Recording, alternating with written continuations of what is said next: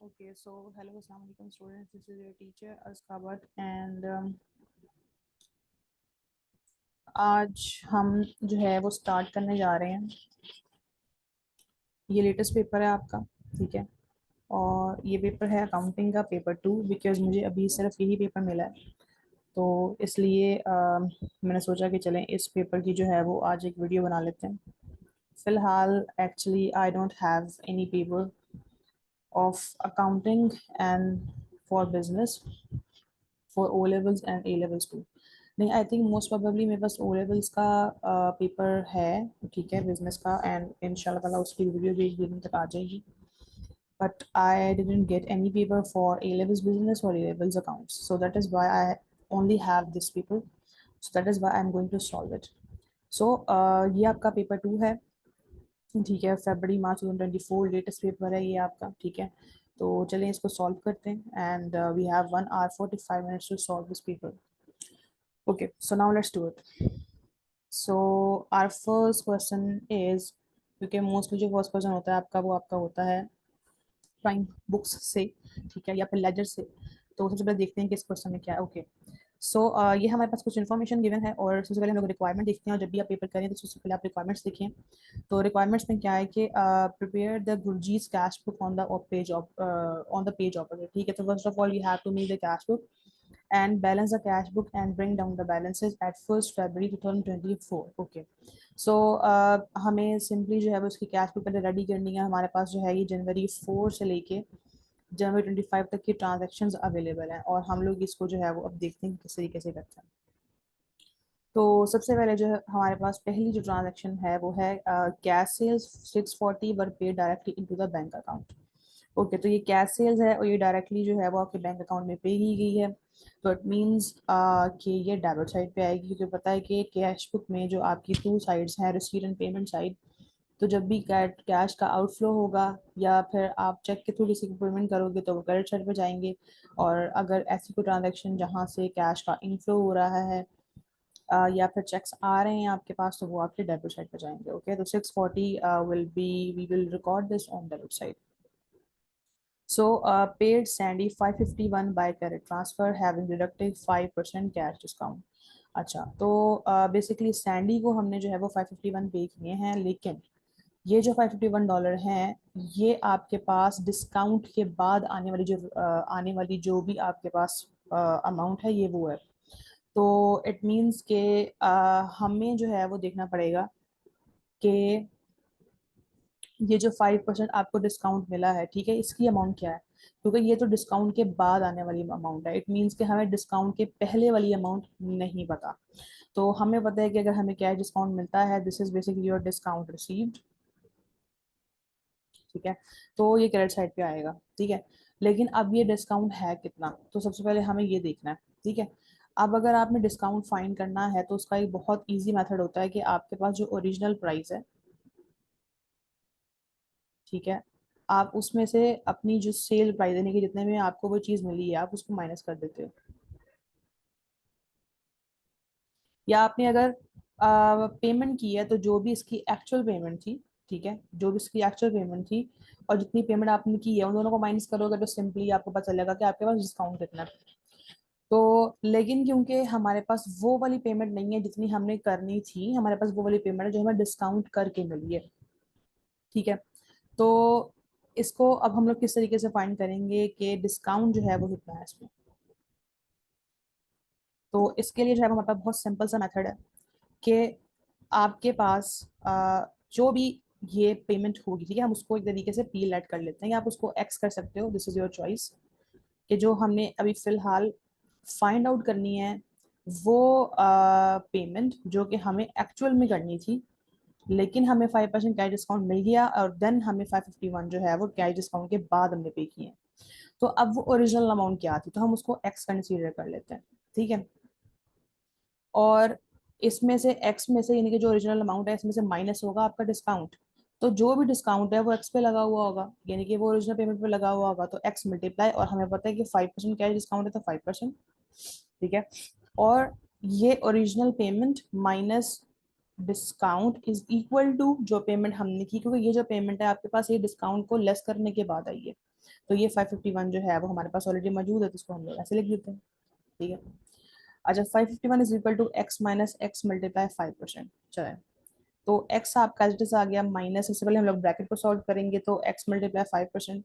तो आप इसको डेसिमल में कन्वर्ट कर लो, तो 5 डिवाइडेड बाय 100, तो ये 0.05 हो जाएगा। तो x को आपने 0.05 से मल्टीप्लाई किया तो वो वही आंसर देता है, 0.05। ठीक है। और 551 आपका आ गया एज इट इज। और x माइनस एक्स 0.05। अच्छा, क्योंकि ये दोनों मल्टीप्लाई हो गए। अच्छा, उसके बाद x को जो है वो आप कंसीडर कर लें 1। एक्स हमेशा 1 के इक्वल होता है, एक्स हो वाई हो कोई भी वेरिएबल हो, वो 1 के इक्वल होता है। तो ये 1 के इक्वल है, तो यानी कि एक्स यानी कि 1 माइनस 0.05, क्योंकि 1 से मल्टीप्लाई होके जो है वो वही हो जाएगा। अच्छा, एक्स ही कंसीडर कर लेते हैं उसको। तो 1 में से आप 0.05 माइनस कर दें तो आपके पास जो है वो अमाउंट आती है 1 माइनस 0.05। तो ये आपके पास अमाउंट आ रही है 0.095। ठीक है। और 551 एज इट इज। अब क्योंकि आपने एक्स फाइंड करना है जो कि हमारी ओरिजिनल प्राइस है, तो एक्स को आप यहाँ ले जाएं, तो या इसको हम लोग उधर कन्वर्ट कर लेते हैं पहले, उधर एक्स 0.095 इज इक्वल टू 551। अच्छा, एक्स को यहीं पे रहने देंगे और यहाँ पे ये दोनों मल्टीप्लाई हो रहे, तो यहाँ पे जाके क्या हो जाएगा, डिवाइड। तो 551 एज इट इज, और ये साथ जाके डिवाइड हो जाएगा 0.095। अच्छा, ये मैंने 6 लिख दिया, ये 5 है। तो 551 divided by 0.095, 0.1 minus,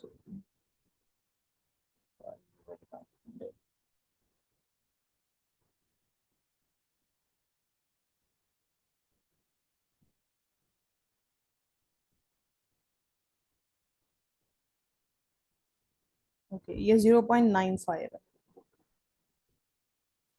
1 - 0.05 is equal to 0.95। ठीक है। 551 डिवाइडेड बाय 0.95। ठीक है। अच्छा, तो हमारे पास जो x की वैल्यू आ रही है 551 डिवाइडेड बाय 0.95, वो आ रही है 580। तो इट मीन्स के जो हमने ओरिजिनल पेमेंट करनी थी दैट वाज $580, लेकिन हमने जो पेमेंट की है दिस इज 551। तो now it is very easy for us to find out the discounted price, discount value. So what we have to do is we have to deduct the discounted payment from the original payment. तो original payment 580 है, minus 551 is equal to 29। 580 minus 551, so this is equal to 29। तो 29 जो है वो basically आपको discount receive हुआ है। ठीक है। अच्छा,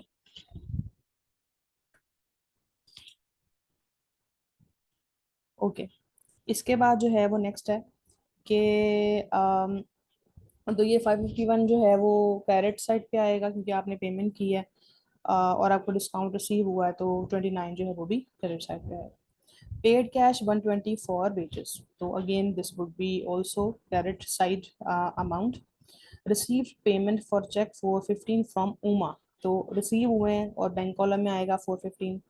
paid Viraj 194 bye telephone transfer in full settlement of N invoice of 200। तो ये पेमेंट जो है वो हमने की है विराज को टेलीफोन ट्रांसफर के थ्रू, यानी कि ये भी आपकी बैंक कॉलम में आएगा, यानी कि आपने उसको directly may be SMS banking services के थ्रू ऑनलाइन जो है वो ट्रांसफर किए हुए हो। तो 194 आपने पेमेंट की है, लेकिन जो इनवॉइस थी वो 200 की थी, तो फुल सेटलमेंट हो गई है। इट मीन्स के जो डिफरेंस है विच इज़ $6 का, तो वो आपको डिस्काउंट मिला। Withdrew cash from the bank which is 100 for the business use, तो ये आपकी कॉन्ट्रा एंट्री है। क्योंकि इसको दूसरे दोनों साइड्स पे करेंगे, क्योंकि ये आपके एट अ टाइम जो है बिजनेस एक तरीके से, एक तरफ से ये डिडक्ट हो रहे होंगे और दूसरी तरफ से ये ऐड हो रहे होंगे, ये कहीं बाहर नहीं गए हैं, ये बिजनेस में ही आए हैं। अच्छा, चलें तो हम ये सारी ट्रांजेक्शन्स को रिकॉर्ड कर लेते हैं।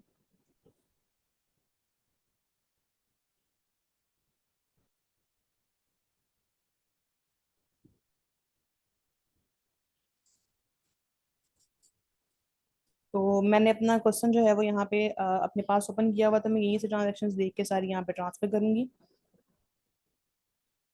ओके, सो हमारे पास बैलेंस बीडी ऑलरेडी अवेलेबल है, कैश में 175 और बैंक में 1490। ओके, सो सबसे पहले हमने सेल्स की थी 4 जनवरी को, तो वो सेल्स जो है वो यहाँ पे आएंगी, और वो सेल्स जो है वो हमने की थी 640, मतलब हमें डायरेक्टली ट्रांसफर हुए थे। इसके बाद जो है वो 7 जनवरी को सैंडी को पेमेंट की थी। तो यहाँ पे आपने साथ लाजमी डेट मेंशन करनी है, ठीक है, जनवरी 7, तो मैं यहाँ पे एक ही बार जनवरी लिख देती हूँ, यहाँ पे ऑलरेडी लिखा हुआ है। ओके, सो जनवरी में सैंडी का पेमेंट की है, जो हमने इतना लंबा वर्किंग की है, इसमें डिस्काउंट जो है वो हमें मिला है 29। और बैंक में, मतलब बैंक के थ्रू ट्रांसफर किए तो 551 यहाँ आ जाएगा। एंड इसके बाद जो है वो 30 जनवरी को हमने वेजेस की पेमेंट की है, और ये पेमेंट की है आपने $120 बाय कैश, ठीक है। एंड उसके बाद जो है वो 19 को उमा से आपको कुछ पेमेंट रिसीव हुई है इन फॉर्म ऑफ चेक, और वो पेमेंट है 415। अच्छा, देन उसके बाद जो है वो 21 जनवरी को विराज को आपने पेमेंट की है, और वहाँ से आपको $6 का डिस्काउंट मिला है। 194 जो है वो आपने पे किए हैं बाय टेलीफोनिक ट्रांसफर। इसके बाद 25 को जो आपने अपने बिजनेस के पर्सनल यूज के लिए पैसे निकलवाए हैं, तो सबसे पहले तो उसकी जो एंट्री है वो यहाँ बनेगी, तो पहले आपने निकलवाए हैं और वो कैश की फॉर्म में निकलवाए हैं बिजनेस में इन्वेस्ट करने के लिए, तो यहाँ पे आएगा कैश, और हम लोग ब्रैकेट में लिख देंगे कॉन्ट्रा। ये कॉन्ट्रा एंट्री है, कैश। और ये कितने निकलवाए हैं हमने, सेकेंड,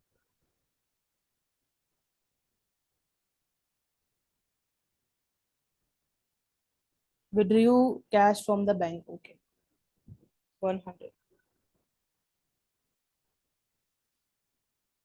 तो ये 100 निकलवाए। ओके, सो तो ये बैंक से निकलवाए हैं, तो इसलिए बैंक में से जाएंगे, और प्लस ये हमारे पास जो है वो डेबिट साइड पे, हम इसको कैश वाली साइड पर रिकॉर्ड करें, क्योंकि हमारे पास ये कैश में बिजनेस में अंदर, मतलब बिजनेस में ये कैश के फॉर्म में आए हैं, तो इसलिए 25, और ये बैंक के थ्रू निकलवाए हैं बैंक, और इसके आगे भी आप लिख लो कॉन्ट्रा,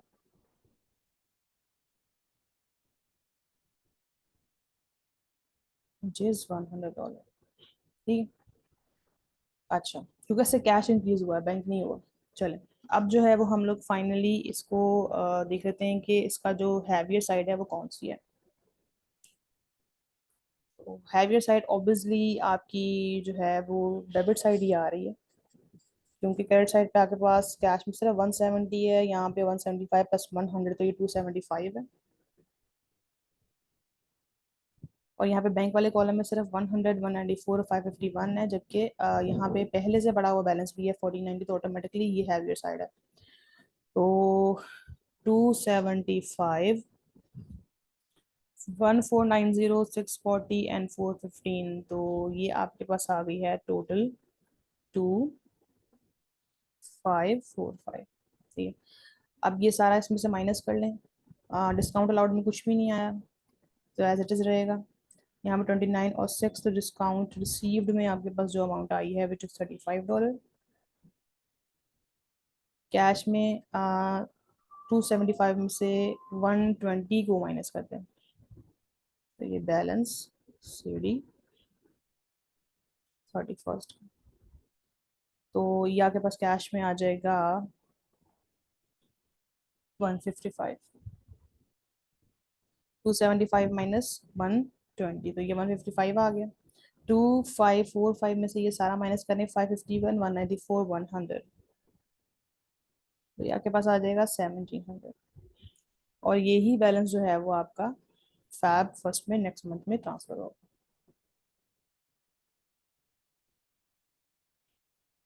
बैलेंस पीडी 155।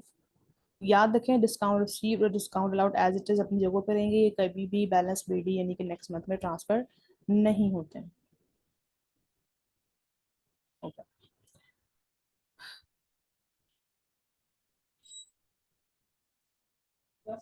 हम्म।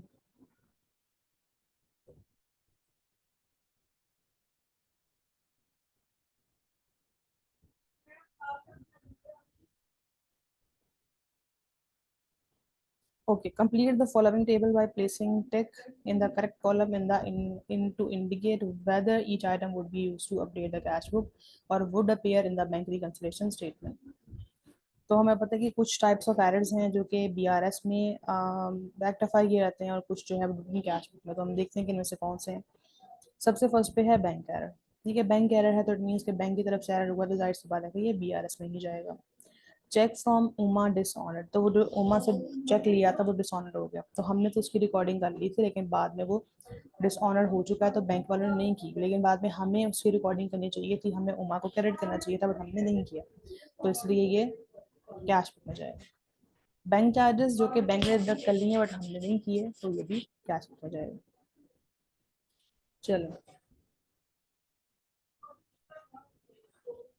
ओके देन उसके बाद नेक्स्ट है आपका कि Gurjeet is considering paying amounts of less than $20 via petty cash book. He would pay all larger amounts by bank transfer और कार्ड पेमेंट। अच्छा, वो 120 से नीचे अगर होंगे तो वो पेटी कैश बुक के थ्रू पेमेंट करेंगे। ठीक है, वो जो पेटी कैश बुक बनाते हैं बिजनेस में हम, तो उसमें हम लोग जो डेली बेसिस के छोटे मोटे एक्सपेंसेस होते हैं वो हम लोग उसके अंदर रिकॉर्ड करते हैं, क्योंकि हम बाबर कैशियर को परेशान नहीं करना चाहते और बड़े एक्सपेंसेस बड़ी कैश बुक में, छोटे मोटे एक्सपेंसेस जो है वो डे टू डे रूटीन के वो पेटी कैश बुक के अंदर रिकॉर्ड किए जाते हैं। तो गुरजीत ने ये कंसिडर किया कि ऐसी ऐसी तमाम अमाउंट्स जो कि $20 से कम होंगी वो मैं पिटी कैश बुक के थ्रू दूंगा, यानी कि जो भी वो अमाउंट्स दी जाएंगी वो पिटी कैश बुक के अंदर एंटर की जाएंगी, ना कि बड़ी कैश बुक में। ही would pay all larger amount by the bank transfer और कार्ड पेमेंट्स, और जो बड़ी अमाउंट्स होंगी वो कैश बुक में रिकॉर्ड नहीं होंगी, मतलब वो कैश बुक में सॉरी रिकॉर्ड होंगी बट उनकी जितनी भी ट्रांसफर होंगे वो हम कार्ड पेमेंट के थ्रू करेंगे या फिर बैंक ट्रांसफर के थ्रू, यानी कि वो टोटली ऑनलाइन होगा। He would also require his customers to pay all amounts due by bank transfer और card payment, और ये चीज़ वो अपने कस्टमर पे भी अप्लाई करना चाहता है कि वो भी उनको उसको सारी पेमेंट जो है वो कार्ड के थ्रू या फिर बैंक ट्रांसफर के थ्रू करें। Gurjeet would stop issuing and receiving checks। तो उमा का क्योंकि डिस्काउंट हुआ है चेक और वो शायद इस तरीके के मल्टीपल एक्सपीरियंस जो है वो गुरजीत के साथ हो चुके हैं, that is why he is just concern that he just want to stop any kind of transaction which is related to the issuing and receiving the cheques. तो ये है हमारे पास एक छोटी सी case study just like the business. तो C part में जो है वो क्या पूछ रहे हैं कि एडवाइस गुरजीत वेदर और not he should make above changes, यानी कि करे या ना करे, justify your answer by providing points for and against making these changes. तो ये जो एडवाइस वाले क्वेश्चन होते हैं,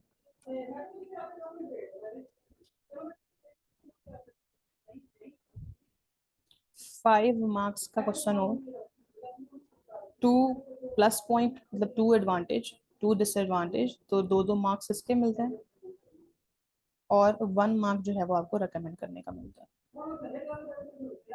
ठीक है, तो टोटल 5 मार्क्स हो गए। अच्छा, सबसे पहले जो है वो हम लोग इसके प्रॉस के बारे में बात कर लेते हैं, यानी कि इसके अगेंस्ट में नहीं बल्कि इसके फॉर में बात करते हैं कि अगर ये होता है तो उससे क्या होगा। तो सबसे पहले अगर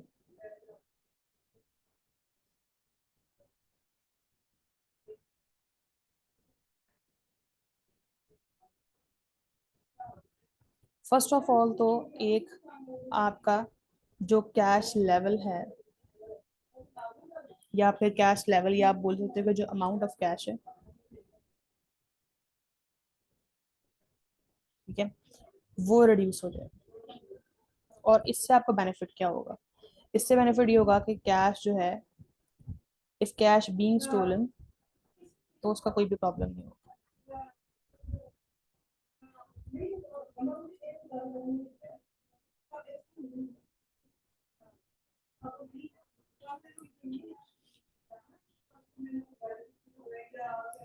अच्छा, इसके अलावा जैसे उमा की तरफ से चेक रिसीव हुआ है डिसऑनर, तो ये भी प्रॉब्लम नहीं होगी। चेक्स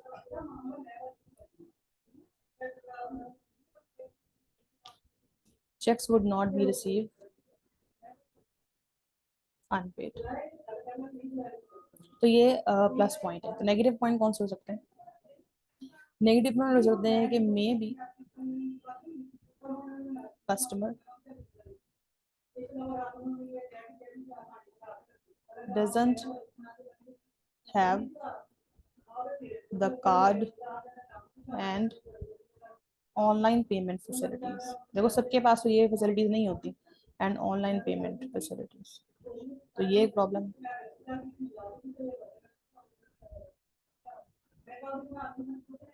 एंड सेकंड पॉइंट जो है वो उसका ये होगा कि इसमें पिटी कैश बुक रिक्वायर है, एंड देन उसको मेंटेन करने के लिए भी कुछ चाहिए, petty cash book, or you can say the petty cashier would require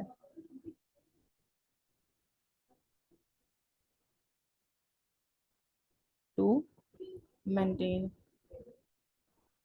ठीक है, अब रेकमेंड करना है हमने, तो रेकमेंड कर सकते हैं हम लोग कि Gurjeet should not implement these changes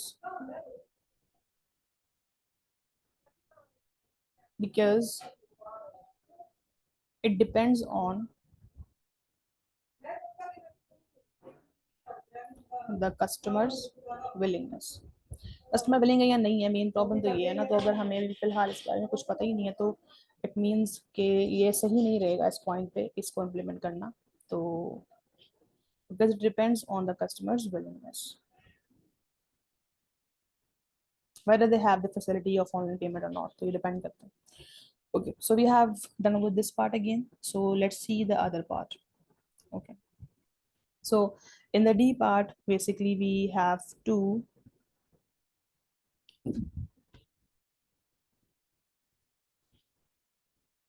हमें स्टेट करने हैं मीनिंग बैंक ओवरड्राफ्ट के, ठीक है, और बैंक चार्जेस के। तो बैंक ओवरड्राफ्ट के बहुत सिंपल है, it happens when we overdrew our amount from our bank account।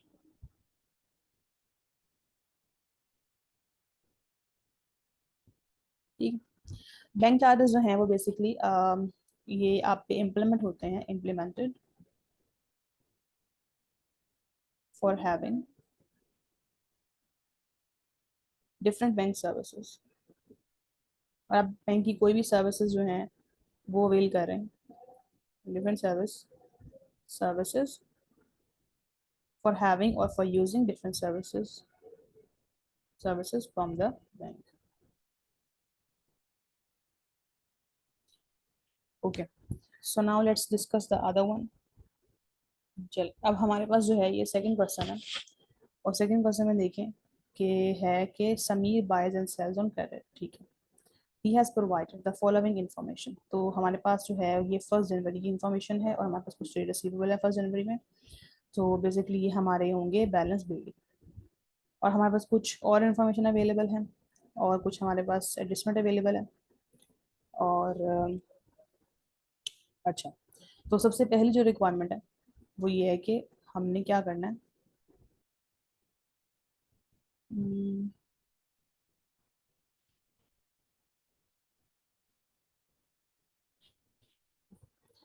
तो हमारे पास जो पहली रिक्वायरमेंट है वो ये कि prepare the journal entry to write off the amount owed by Riya, a narrative is required. ठीक है, तो ये रिया की थोड़ी सी जो है वो यहाँ पे इंफॉर्मेशन भी अवेलेबल है। Riya basically she is our customer. तो हमने उसके जो है वो कुछ पैसे राइट ऑफ किए हैं, तो हमने उसके लिए एक जर्नल एंट्री बना दी। In addition, one of the Samir's trade receivable, Ria, has become bankrupt and Samir will not receive 178. So, which he owes to him, and Samir thinks he will receive most of the other amounts due to him from his trade receivable। बाकी amounts उसको मिल जाएंगे, but रिया से नहीं मिलेंगी। तो इसकी जो है वो हमने एक जनरल एंट्री प्रिपेयर करनी है। तो बेसिकली आपके इररिकवरेबल डेट्स हैं, और इसको बैड डेट भी बोल सकते हो, लेकिन अभी इसी साल जो है वो टर्मिनोलॉजी चेंज हुई है कि बैड डेट्स के बजाय आप इररिकवरेबल डेट्स का वर्ड यूज करोगे, इररिकवरेबल डेट्स। रिकवरेबल डेट्स हैं आपके 179, ठीक है। और रिया इरिकवरेबल डेट्स, क्योंकि बैड डेट्स की जो नेचर होती है वो डेबिट होती है, तो जब भी हम लोग इरिकवरेबल डेट को डेबिट करते हैं तो उसके साथ ही एक क्रेडिट एंट्री बनती है जो कि बनती है उस कस्टमर की। तो क्योंकि इस कस्टमर से भी हमें पैसे रिसीव नहीं होने वाले हैं तो इसलिए हम इसको क्रेडिट कर देते हैं। सॉरी, ये 178 है।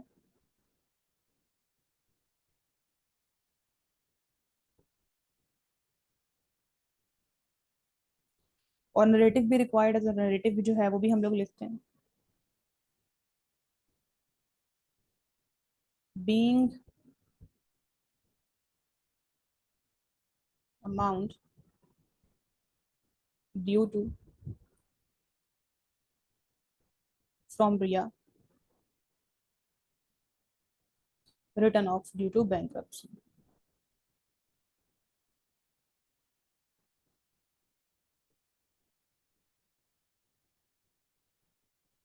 चलो, ओके, सो इसको भी हमने कंप्लीट कर लिया। इसके बाद straight through reasons why Sameer should use a provision for doubtful debts account. तो क्यों यूज करना चाहिए समीर को? तो इसके हमने बेसिकली टू रीजंस बताने हैं। तो सबसे पहले, क्योंकि हम लोग यहाँ पे फॉलो कर रहे होते हैं matching concept. So Sameer should record the debts या बैड डेट्स या doubtful debts, not bad debts, basically doubtful debts, because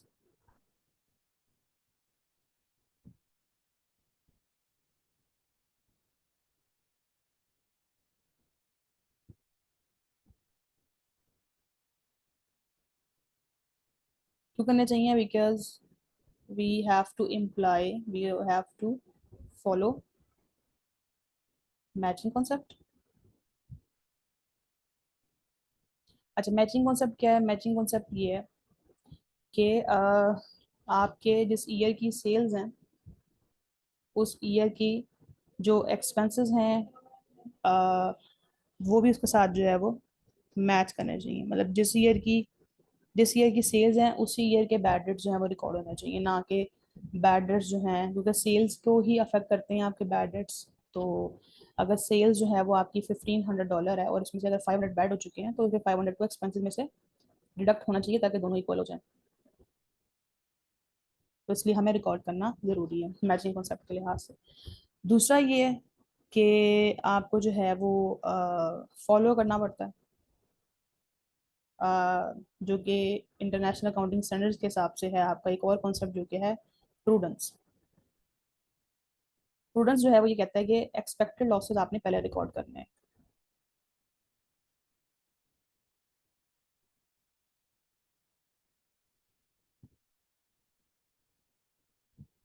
क्योंकि doubtful debts, provision for doubtful dates का मतलब ये होता है कि अभी तक डेट्स जो है वो बैड हुए नहीं है, बट चांसेस हैं कि बैड हो जाएंगे। तो अगर चांसेस हैं कि ये बैड हो जाएंगे तो इसलिए जो है वो फिर हमें एक्सपेक्टेड लॉस है तो इसके लिए इसको पहले से रिकॉर्ड करना पड़ता है, ठीक है।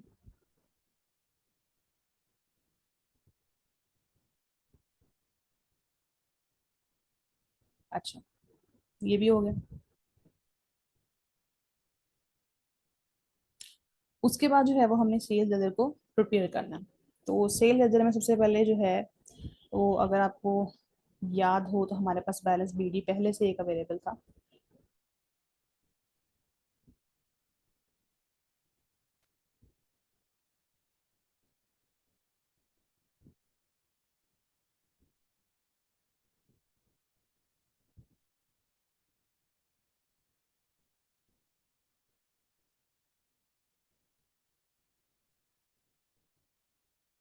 चल, अब ठीक है। तो सबसे पहले जो है वो हमारे पास देखें कि ये टे रिसिबल पड़े हुए हैं 1 जनवरी के पहले से, तो ये 10,115, तो ये हमारे पास बैलेंस बीडी है 2023 जनवरी 1 बैलेंस बीडी जो कि है 10115, 10115, ठीक है। अच्छा, इसके बाद देखें कैश सेल्स, तो ये रिकॉर्ड नहीं होंगी यहाँ पे, क्रेडिट सेल्स रिकॉर्ड होंगी जो कि हैं इतनी, तो इसको भी हम लोग रिकॉर्ड कर लेंगे यहाँ पे सेल्स, क्योंकि सेल्स जितनी ज़्यादा क्रेडिट की होंगी आपका सेल एज कंट्रोल अकाउंट उतना ही इंक्रीज होगा। और जैसे जैसे आपकी लाइबिलिटीज जो हैं वो ट्रेड रिसीवेबल की कम होती जाएंगी, वो क्रेडिट साइड पे आती जाएंगी। ठीक है, तो ये सेल्स नहीं है तो पेमेंट रिसीव नहीं हुई, तो ये भी आपकी डेबिट साइड पे आएगी। ये है 124,670।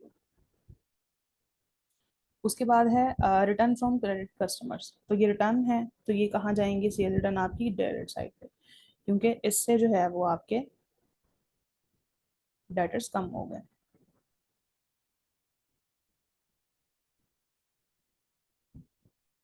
सेल्स रिटर्न, और ये है 5234। इसके बाद है bank transfer receive from credit customers, तो इससे भी आपके रेडिसेबल कम होगी क्योंकि लाइबिलिटी कम होगी। तो ये कितने आपको मिले हैं बैंक ट्रांसफर के थ्रू, वो है 98620। फिर है cash receive from credit customer, तो ये कैश, अभी कैश सेल नहीं है, कैश रिसीव हुआ क्रेडिट कस्टमर से, तो इसको भी हमने क्रेडिट साइड पर रिकॉर्ड करना है, और ये है 11470।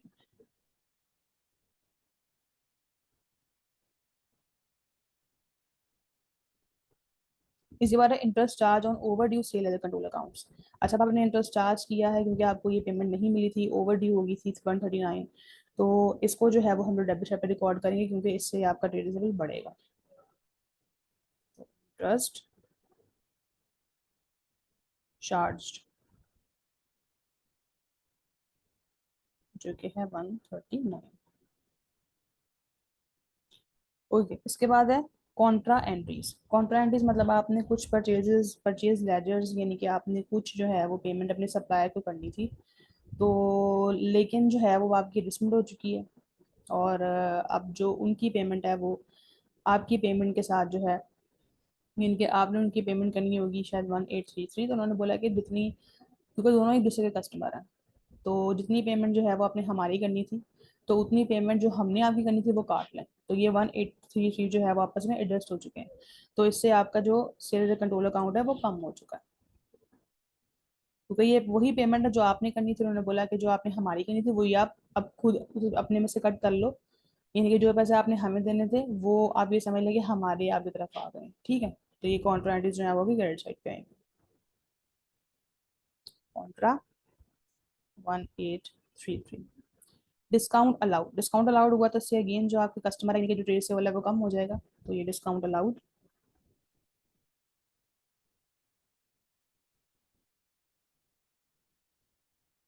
जो कि है 3125।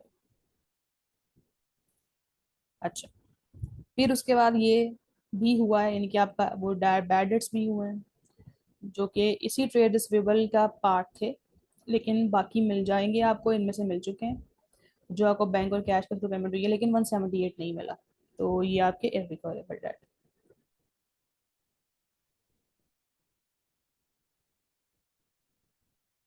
और ये है $178। ठीक है, तो अभी हम लोग सारी क्रेडिट साइड देख लेते हैं। इसकी डेबिट साइड हैवियर है वैसे, डेबिट साइड का जो टोटल है 1110115, और अच्छा ये आपके पास आ रहा है, इसका जो डेबिट साइड का जो टोटल है वो आ रहा है 134,924। इसमें से माइनस कर लें सारी क्रेडिट साइड, तो आपके पास जो है,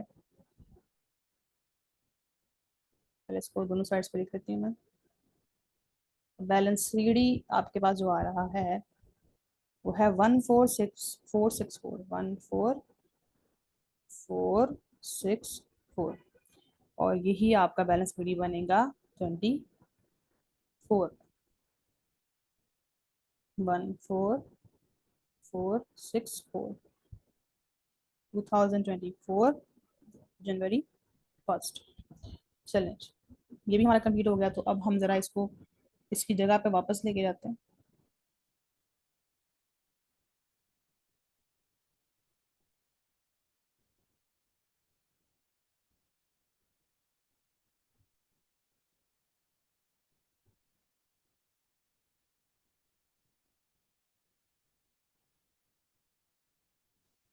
ओके, इसके बाद जो हमारे पास नेक्स्ट क्वेश्चन है,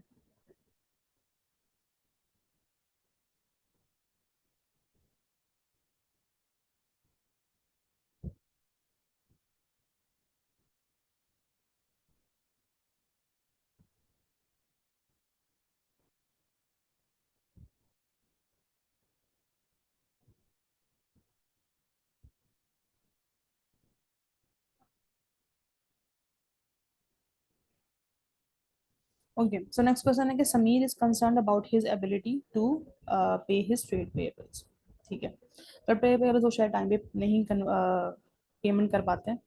ही is considering whether to stop allowing cash discount to his current customers, क्योंकि अगर कैश डिस्काउंट नहीं होगा तो उनके पास एक अच्छा कैश अवेलेबल होगा जिसकी वजह से वो अपनी पेमेंट्स कर पाएंगे, so that he will have more cash coming in and can pay his trade payables more easily. ठीक, advise Samir whether or not to stop allowing cash discount. Justify your answer by providing advantage and disadvantage of stopping cash discount to his current customers. Okay. तो इसमें जो है वो बहुत simple है। इसमें सबसे पहले जो इसका एडवांटेज होगा, जाहिर सी बात है कि उसके पास अब ज़्यादा कैश की अवेलेबिलिटी होगी। Customer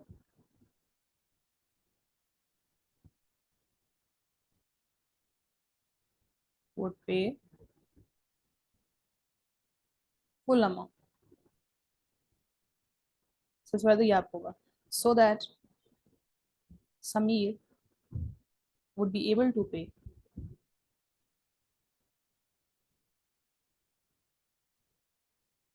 to his supplier more easily, or you can say more quickly.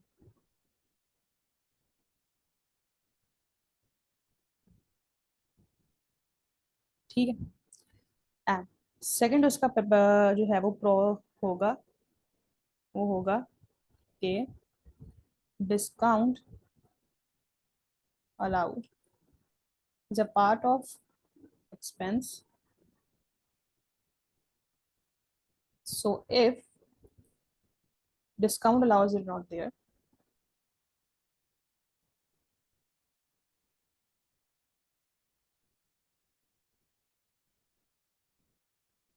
profit margins won't maximize.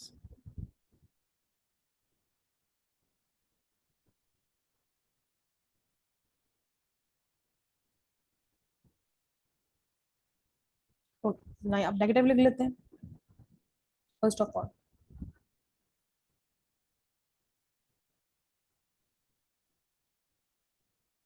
if discounts are not there,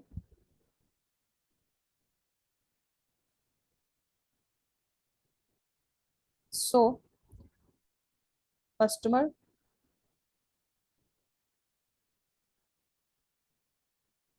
would not pay earlier.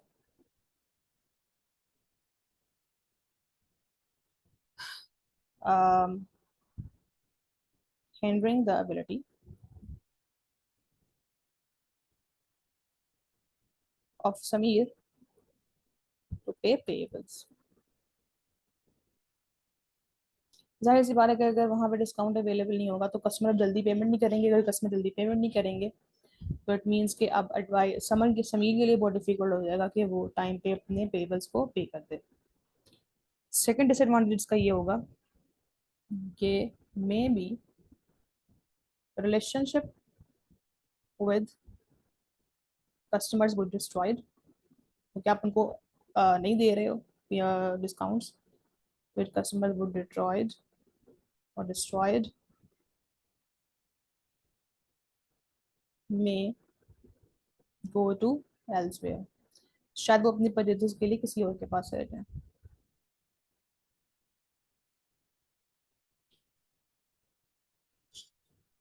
सो अब इसका जो सिंपल सा एक वो रेकमेंड है, रिकमेंडेशन वही हो सकती है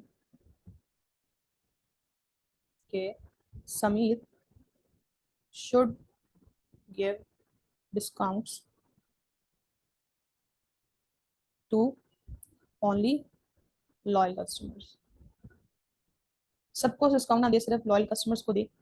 तो उससे क्या होगा कि लॉयल कस्टमर अगर होंगे तो जाहिर सी बात है कि उनको एक रिवार्ड के तौर पे डिस्काउंट देना बनता भी है और वो पेमेंट भी जल्दी करेंगे।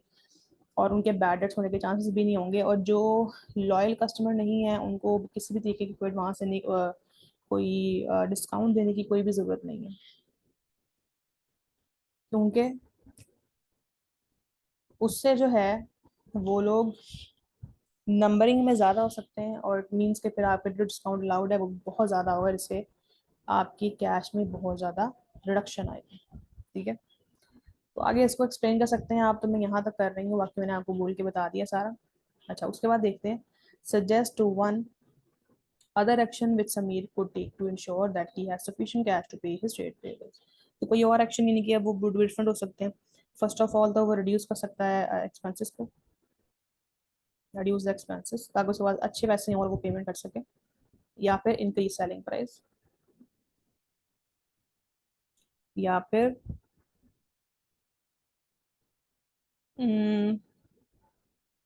अप्लाई करे, apply for short term loan, में से कुछ भी कर सकते हो, आपने एक लिखना। ओके, सो थर्ड क्वेश्चन है हमारा कि Sporting Excellence Club provides a sports facility for its members. It also runs a shop where members can buy sportswear। ठीक है, so clubs asset and liabilities include the following. तो ये हमारे पास कुछ है लाइबिलिटी एंड एसेट्स हैं, और the following totals have been taken from the capital senior payment account for the year ended 30%। तो ये एक तरीके की कैश बुक होती है। रिक्वायरमेंट ये है कि हमने सब्सक्रिप्शन अकाउंट की सब्सक्रिप्शन अकाउंट बनाना है। तो अब आप एक चीज़ याद रखें कि जो सब्सक्रिप्शन अमाउंट है उसके लिए हम लोग निमोनिक यूज़ करते हैं, जो कि है आपा, A P P A।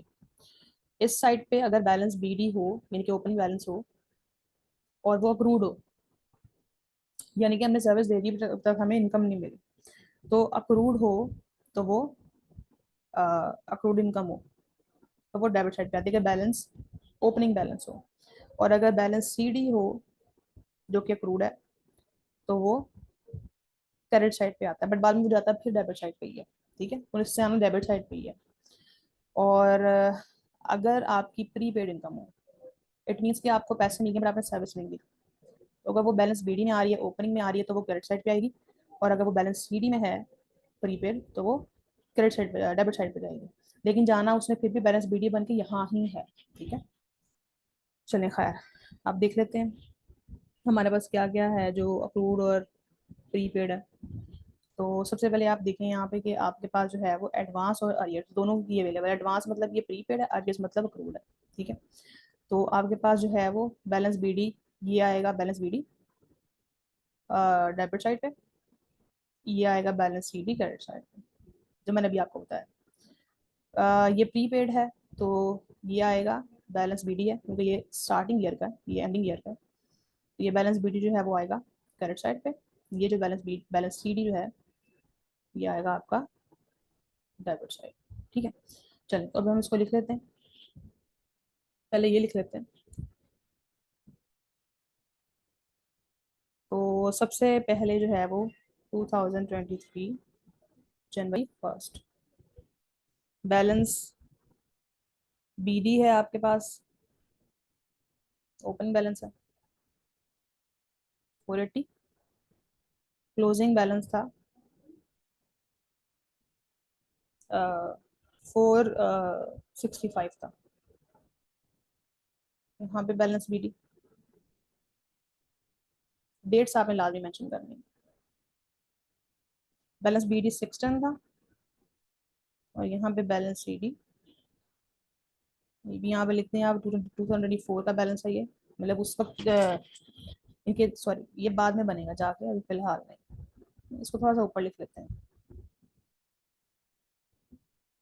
यहाँ पे।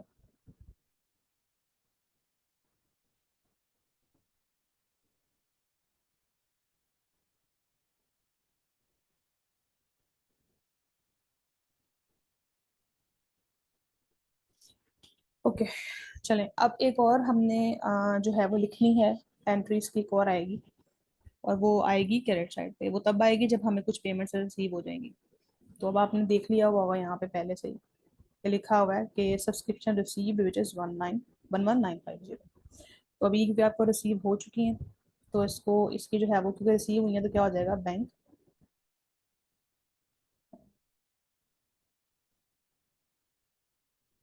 तो अच्छा, और सब्सक्रिप्शन इनकम जो है, इनकम सब्सक्रिप्शन अकाउंट है, क्योंकि इनकम हमारे लिए क्या होती है, carat.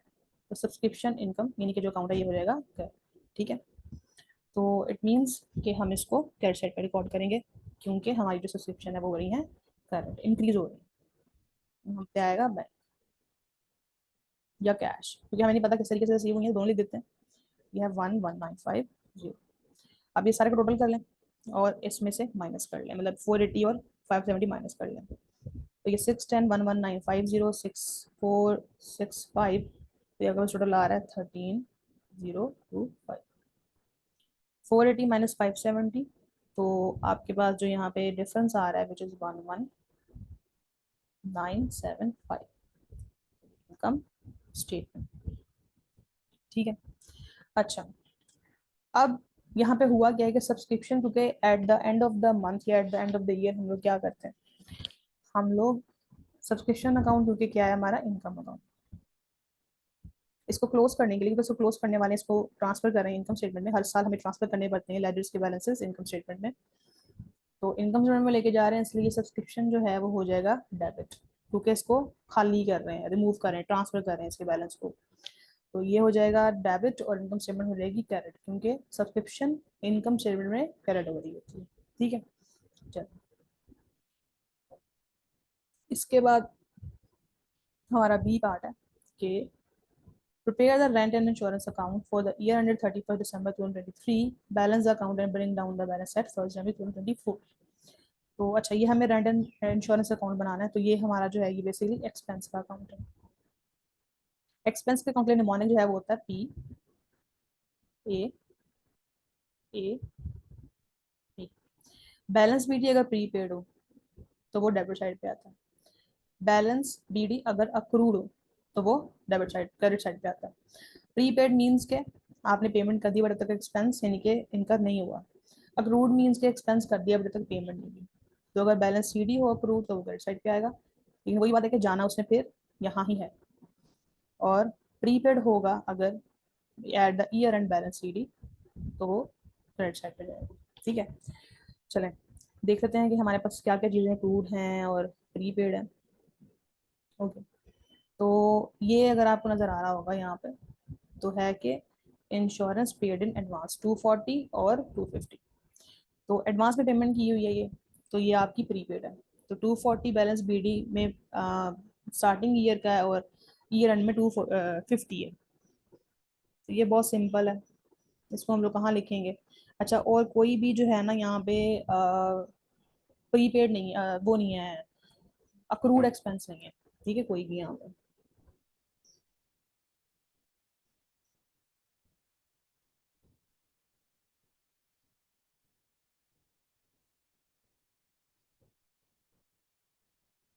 2023 January 1st balance BD 240, balance CD 250। Okay, अब देखते हैं कि कुछ पेमेंट्स वगैरह हुई हैं या नहीं हुई। तो दोबारा जाते हैं आपको, तो ये आपको कहाँ से मिलेगा, या तो मिलेगा बैंक एंड रिसीट अकाउंट से। ठीक है, जो कुछ इनकम रिसीव हुई होंगी वो भी आपको यहाँ से मिलेंगी, और जो कुछ आपने पेमेंट की होगी वो भी आपको यहीं से मिलेंगी। तो अब अगर आप देखें तो जो है वो यहाँ पे लिखा हुआ है क्लब रेंट एंड इंश्योरेंस, जो कि है 73890। तो ये पेमेंट साइड है, आपने पेमेंट किया ड्यूरिंग द ईयर 7390 की। ठीक है, तो अब पेमेंट की हुई है तो इसको यहाँ पे ले आएंगे। देखो, अगर पेमेंट होगी तो क्या होगा, अगर पेमेंट होगी तो ये रेंट इंश्योरेंस अकाउंट है, एक्सपेंस का अकाउंट है, तो ये डेबिट हो जाएगा। और आपने पेमेंट की है तो आपका बैंक कम हो जाएगा या कैश कम हो जाएगा, तो क्रेडिट हो जाएगा, क्रेडिट हो जाएगा। तो इसलिए हम इसको यहाँ पे लिखेंगे December 31st बैंक या फिर कैश 7390। अच्छा, इसको अभी बैलेंस करें तो ये साइड जो है इसकी हैवी है 7630, तो इसमें से माइनस कर लेंगे 750, सॉरी 250। तो आपके पास आ जाएगा इनकम एंड एक्सपेंडिचर का बैलेंस जो कि है 7380। ठीक है, इनकम स्टेटमेंट। तो इसमें क्या हुआ है कि रेंट वैसे नॉर्मली एक्सपेंस है, डेबिट होता है, लेकिन जब इसके बैलेंस को हम ट्रांसफर करते हैं इनकम स्टेटमेंट में तो ये क्रेडिट हो जाएगा। ठीक है, इसको रिमूव करने की क्रेडिट अपनी नेचर के उल्ट हो जाएगा, ऑपोजिट क्रेडिट हो जाएगा। और जो इनकम स्टेटमेंट है वो हो जाएगी डेबिट, क्योंकि इनकम स्टेटमेंट में सारे एक्सपेंस और लॉसेस डेबिट हो रहे होते हैं। चलिए खैर, इसके बाद जो है वो नेक्स्ट हमारा क्वेश्चन है कि calculate the shop purchases for the year ended 31 December 2023। अच्छा, तो हमने ये देखना है कि ईयर एंड में हमारी शॉप शॉप के लिए कितनी परचेजेस जो हैं वो की गई हैं। तो अगर आपने परचेजेस जो हैं वो फाइंड करनी है तो वो आपको ट्रेड पेबल से मिल सकती है। अच्छा, अभी जो देखिए आपने जो ट्रेड पेबल्स जो पे किए हैं ड्यूरिंग द ईयर वो है 23290। अब इसमें से कुछ जो हैं वो ऐसे भी हो सकते हैं जो कि आपने शायद पिछले साल में पेमेंट की हुई होगी, पिछले साल में परचेज की हुई होंगी, लेकिन उसकी पेमेंट अब की है। ठीक है, वो ये पेमेंट है, ये परचेजेस नहीं है। और इसमें कुछ ऐसे होंगे जो कि ऐसे आपने पे किए हुए होंगे पैसे जो कि इसी साल की परचेजेस हैं। तो इट मीन्स के जो इस साल की हैं यानी कि जो क्लोजिंग वाले पेएबल्स हैं, ठीक है, उसको हमें ऐड करना चाहिए। और जो ओपनिंग वाले हैं उसको लेस करना चाहिए, क्यों? क्योंकि वो इस साल के परचेज के पैसे नहीं है, तो हमारे पास वो आ जाएगी अमाउंट जो कि हमने इस साल की परचेज के लिए पेमेंट की है। ठीक है, तो अगर आप ये देखें तो आपके पास ये है 2140 trade payables for shop suppliers 2022 यानी कि ओपनिंग है, ये क्लोजिंग है। तो सिंपली क्लोजिंग को ऐड करके ओपनिंग को माइनस करना है।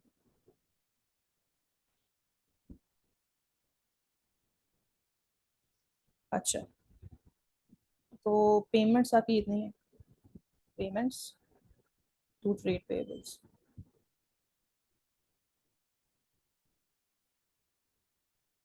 वो है 23290।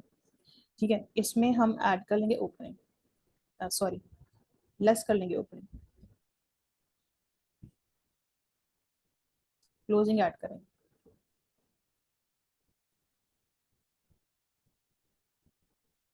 तो क्लोजिंग जो है वो है आपके पास 2470 और ओपनिंग लेस कर लेंगे। और ओपनिंग ट्रेड पेबल्स हैं, ओपनिंग पेबल्स हैं 2140।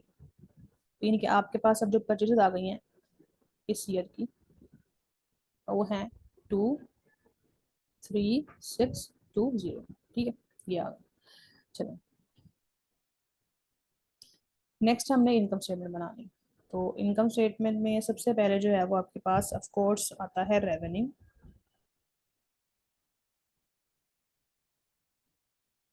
उसके बाद अगर सेल रिटर्न हो तो वो आ जाती है।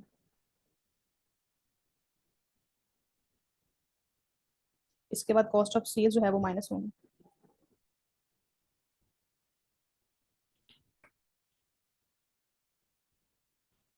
कॉस्ट ऑफ सेल्स में सबसे पहले आपकी ओपनिंग इन्वेंट्री, फिर परचेजेस, फिर माइनस क्लोजिंग इन्वेंट्री। और भी चीज़ें होती हैं लेकिन आई थिंक इस क्वेश्चन में वो चीज़ें अवेलेबल नहीं है। फिर आपके पास जो भी आंसर आएगा वो कॉस्ट ऑफ गुड्स सोल्ड होगा।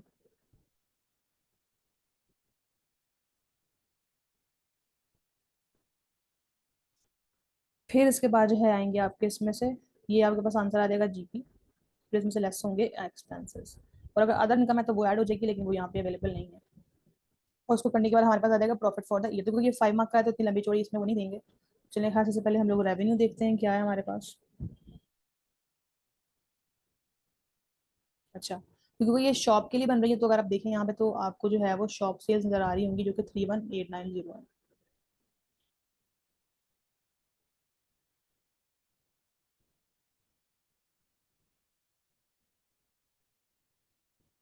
ठीक है, उसका सेल्स रिटर्न कोई भी नहीं है तो इसको ऐसे लिख देंगे।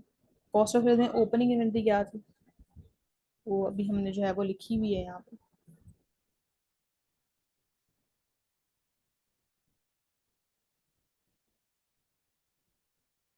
नहीं, ओपनिंग इन्वेंट्री कोई और है।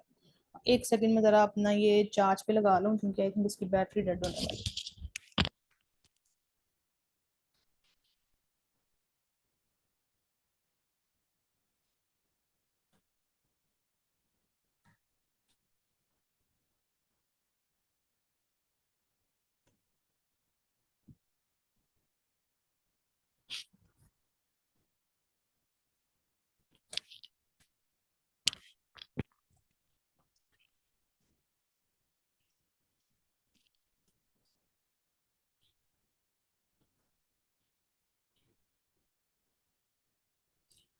अच्छा, तो हम लोग देख रहे थे कि इसकी ओपनिंग इन्वेंटरी कितनी है।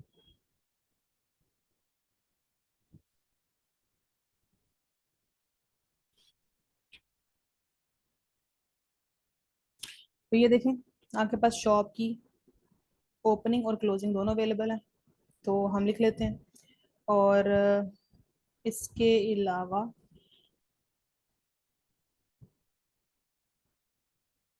हम्म, तो आपके पास जो ओपनिंग इन्वेंट्री है वो है 2500।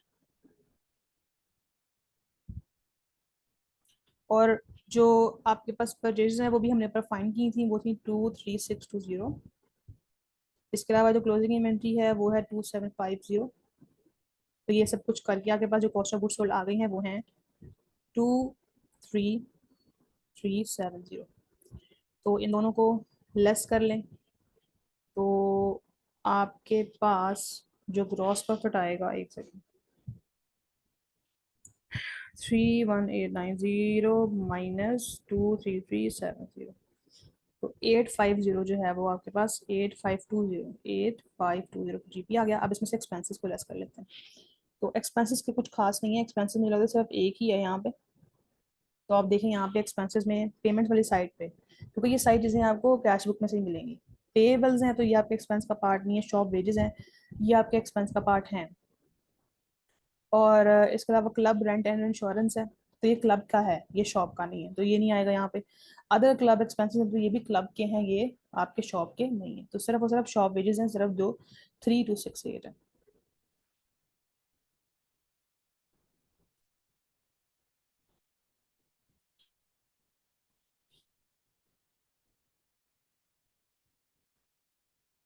तो ये आपके पास आ गया शॉप वेजेस, जो कि है 3268।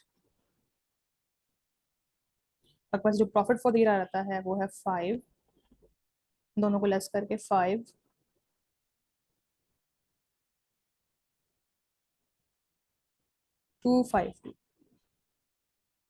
Profit for the year. Okay, so next हमारे पास क्वेश्चन है कि state the meaning of the following terms, accumulated fund और इनकम एंड एक्सपेंडिचर अकाउंट। बहुत सिंपल है ये। एक्यूमुलेटेड फंड क्या होता है? तो basically accumulated fund of a club consist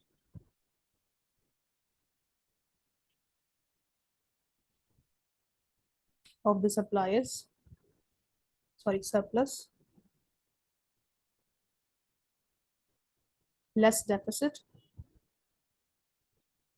surplus हम लोग बेसिकली बोलते हैं प्रॉफिट को एनपीओ की जुबान में, और डेफिसिट बोलते हैं हम लोग लॉस को एनपीओ की जुबान में। Deficits which have arisen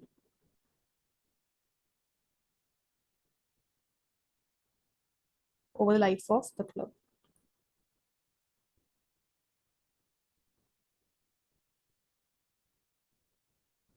okay, इसके बाद इनकम और एक्सपेंडिचर अकाउंट क्या है? तो इनकम और एक्सपेंडिचर अकाउंट जो है वो क्या है? बेसिकली इसमें क्लब जो है वो शो करता है, क्लब शोज द सरप्लस और deficit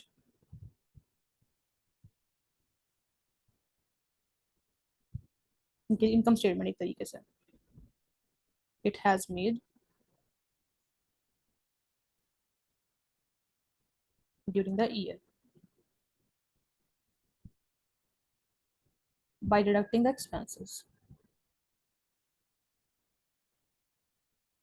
expenses from income.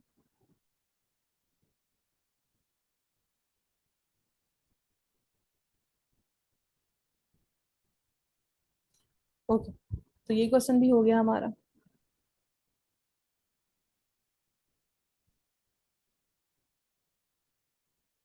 Next हमारे पास जो है वो क्वेश्चन नंबर 4 है, और इसमें सारा is a trader, she has prepared her income statement for the year 31 December 2023। This shows a profit for the year which is 20180. She has closed the ledger accounts for income and expenses and has transferred the closing inventory to the income statement. ठीक है, तो हमारे पास ये कुछ information है उसके cell laser की, उसके सारे लेजर्स की, सारा लेजर की। तो हमने सबसे पहले प्रिपेयर क्या करना है, सबसे पहले हमने प्रिपेयर करना है इन्वेंट्री अकाउंट। ठीक है, उसके बाद हमने प्रिपेयर करना है कैपिटल का अकाउंट। उसके बाद हमने बनानी है इसकी फाइनेंशियल स्टेटमेंट। तो इन्वेंट्री की जो नेचर है वो डेबिट होती है, तो पहले से भी एक बैलेंस पड़ा हुआ है 5811, तो ये 203 जनवरी 1 का है। तो इट मीन्स के जनवरी में तो यही बैलेंस ही आगे जाएगा पूरे एक साल बाद। तो 2023, क्योंकि ये ईयर स्टार्ट है तो ईयर एंड कब हो रहा होगा, 31 दिसंबर को। तो हम देख लेते हैं कि 2023 की अगर कोई इन्वेंट्री यहाँ पे दी हुई है तो उसको एंटर करते हैं, अगर नहीं दी हुई तो फिर नहीं लिखेंगे।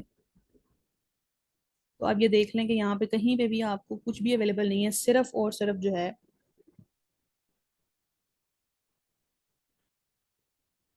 आपको, हाँ जी, 31 दिसंबर 2023 की क्लोजिंग इन्वेंटरी दी हुई है जो कि 62, हम्म,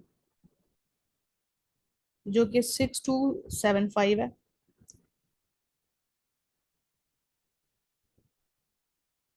2023 की। ओके, तो सबसे पहले जो है ये जनवरी 1 को आपकी इनकम स्टेटमेंट में यही इन्वेंट्री एज इट इज जाएगी। और फिर उसके बाद December 31 को जाके पास क्लोजिंग इन्वेंट्री पड़ी हुई है, इन्वेंट्री डेबिट और इनकम स्टेटमेंट क्रेडिट। तो ये माइनस हो रही होती है ना क्लोजिंग इन्वेंट्री, तो इसलिए क्रेडिट होगी ये अमाउंट 6275। यहाँ पे कुछ नहीं है, बैलेंस CD वही आएगा जो यहाँ पे है 62। और यही इन्वेंट्री जो है ये अभी आगे आगे ओपनिंग इन्वेंट्री बननी है 2024 में, January 1, बैलेंस BD 6275। चलो, ये तो सिंपल सा था। नेक्स्ट हमारे पास बी पार्ट है, कैपिटल अकाउंट बनाना है for the year end 31 December 2023, balance account and bring down the balance at 1 January 2024। तो देख लेते हैं कि हमारे पास कुछ और कैपिटल जो है वो स्टार्टिंग में पड़ा हुआ है। अच्छा, एक चीज़ है कि कैपिटल जो है, जो ऑनर ने इन्वेस्ट किया है वो भी इसमें आएगा, और अगर आपने कोई प्रॉफिट अर्न किया है तो उसकी वजह से भी कैपिटल इंक्रीज होता है ना, वो भी इसी के अंदर ही आएगा। तो अब अगर आप देखें तो आपके पास यहाँ पे कैपिटल अवेलेबल है 1 जनवरी 2023 का। ठीक है, यानी कि ये आपके पास जो है वो बैलेंस BD स्टार्टिंग ईयर का अवेलेबल है। ड्राइंग्स इसमें से लेस होती हैं और प्रॉफिट ऐड होते हैं, ड्राइंग हमारे पास ये है। और प्रॉफिट हमने भी ऊपर देखा था जो कि उसने ट्रांसफर किया है, प्रॉफिट जो कि था 20180, तो ये भी ऐड होगा कैपिटल के अंदर। ठीक है, चलें। तो सबसे पहले 2023 January 1 में आपके पास जो ओपनिंग कैपिटल है वो है 115793।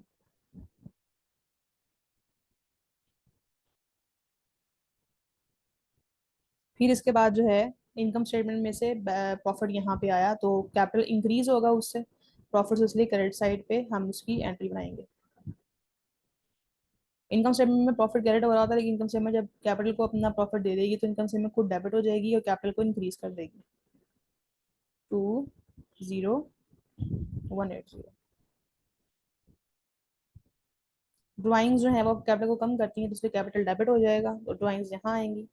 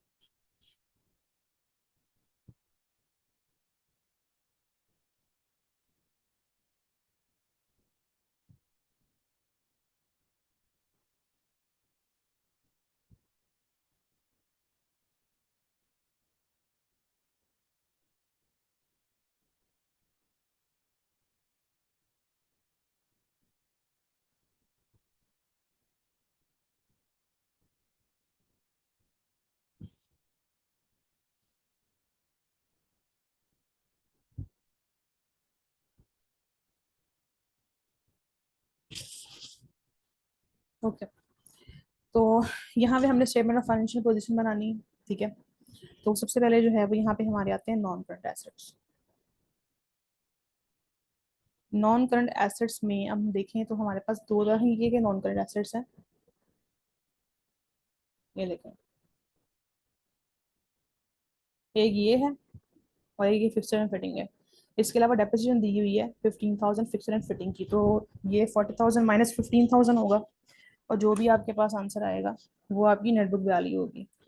बाकी इस क्वेश्चन के अंदर कोई भी डेप्रिसिएशन वगैरह चार्ज करने के लिए नहीं बोला गया प्रीमिसेस पे, तो इसलिए इसकी कोई भी नेटबुक वैल्यू नहीं होगी, वो एज इट इज आ जाएगी।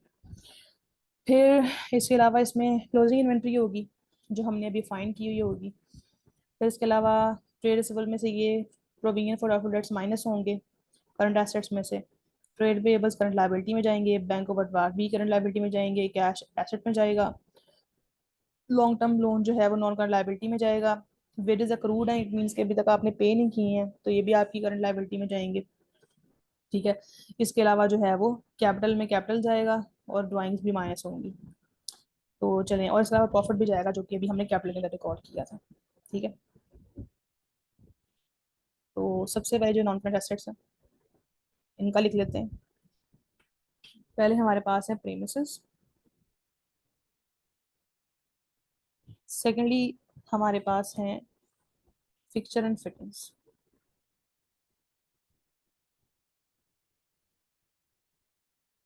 ठीक है। अच्छा, इसकी जो कॉस्ट है वो है $100,000। इसकी कोई भी नेटबुक वैल्यू नहीं है, और सॉरी डेप्रिसिएशन नहीं है, तो इसलिए नेटबुक वैल्यू इसकी आ जाएगी। ये कॉस्ट है, ये एडी है यानी कि डेप्रिसिएशन, ये एनबी यानी कि नेटबुक वैल्यू, ये एज इट इज आ जाएगी। फिक्सचर एंड फिटिंग्स में इसकी जो कॉस्ट थी वो 40,000 थी। नेटबुक वैल्यू एक्यूमुलेटेड डेप्रिसिएशन 15,000 है, तो नेटबुक वैल्यू 25,000 होगी। तो इट मीन्स कि हमारे पास जो टोटल आया है इनकी नेटबुक वैल्यू का वो है 125,000।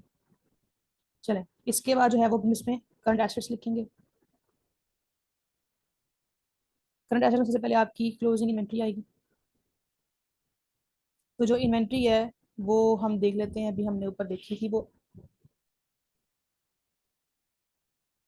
बल्कि हमने फाइन की थी, ये देखें, ये क्लोजिंग इन्वेंट्री थी 6275, तो ये आएगी।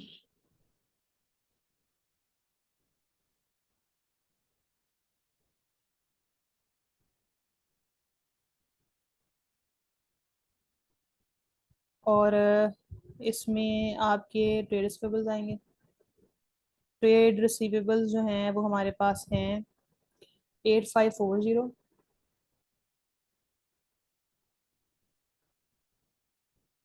इसमें से लेस होगी आपकी प्रोविजन जो कि 437 है।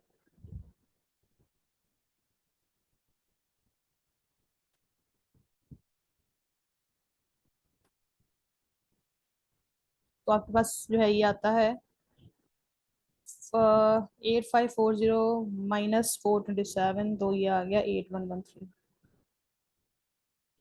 ठीक है। इसके बाद कैश वो 350 है, वो भी करंट एसेट का पार्ट है। तो ये 6275 8113 351 351 सॉरी 350, तो ये सारों का करके आपके पास आ गया है करंट एसेट का टोटल 14738। अब इन दोनों को ऐड कर लें, इसको और इसको, दोनों को, तो टोटल एसेट्स आपके पास आ गए हैं 1,39,000 और 738, ठीक है। तो ये आपके पास टोटल आ गई एसेट्स। इसके बाद जो है वो हमने अब माइनस करनी है, सॉरी लिखनी है कैपिटल एंड लायबिलिटी।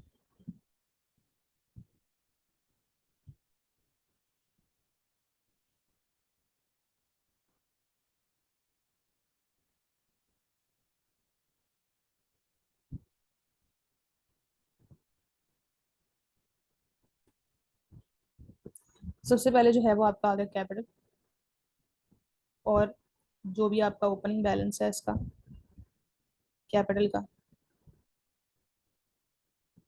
वो भी इसके अंदर इंक्लूड होगा। इसके अलावा profit for the year include होगा, यानी कि पहले का जो इन्वेस्टेड कैपिटल है वो भी इसके अंदर आएगा। तो जो कैपिटल है आपका, ये देखें, जो पहले का मतलब जो कैपिटल आपने इन्वेस्ट किया था वो है 115,793, ठीक है। अच्छा, इसको जो है वो मैंने बैलेंस ही नहीं किया, एक सेकंड पहले मैं इसको बैलेंस कर लूँ, सॉरी। इन दोनों को ऐड करके यहाँ पे आ रहा था 135,973, और उसमें से ये ड्राइंग लेस करेंगे तो बैलेंस सी डी जो है वो आ जाएगा 116,713। यही आपका जो बैलेंस बी डी है नेक्स्ट ईयर में जाके बनेगा 2024 में। तो ये ओपनिंग बैलेंस है आपका।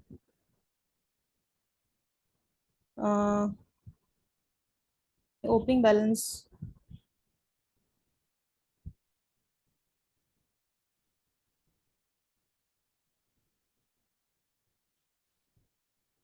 ये बैलेंस बी डी आएगा आपके पास 116,713।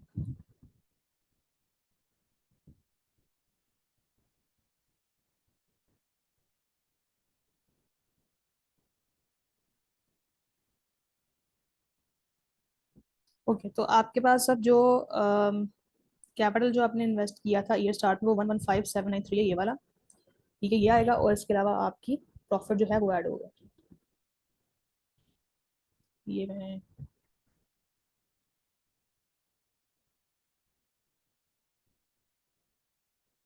अच्छा, कैपिटल जो आपने इन्वेस्ट किया था वो था 115,793, और प्रॉफिट फॉर द ईयर जो अभी ऊपर हमें दिखा था स्टार्टिंग में क्वेश्चन पढ़ते हुए, वो था 20180।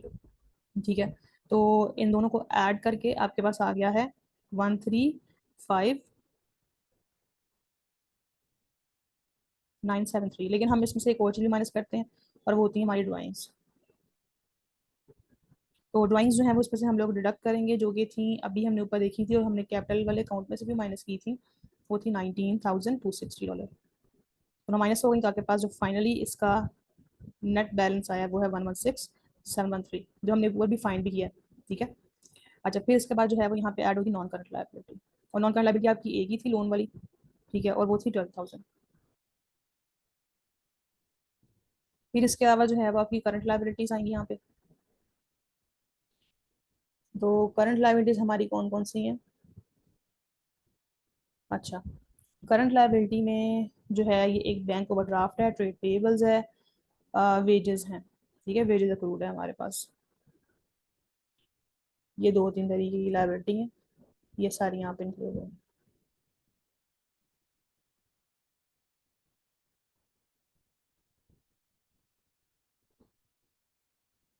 तो ट्रेड पेबल्स है 5,125, और अदर पेबल्स यानी कि वो जो अक्रूड वेजेस थे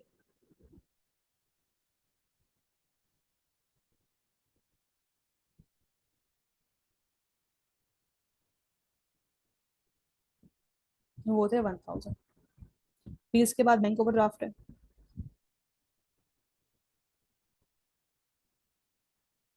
वो है $4,900। ठीक है। अच्छा,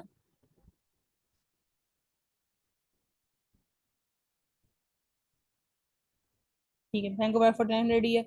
इसके बाद अब capital, current liability, non current liability, इन सबको जो है वो हम लोग ऐड कर लेते हैं।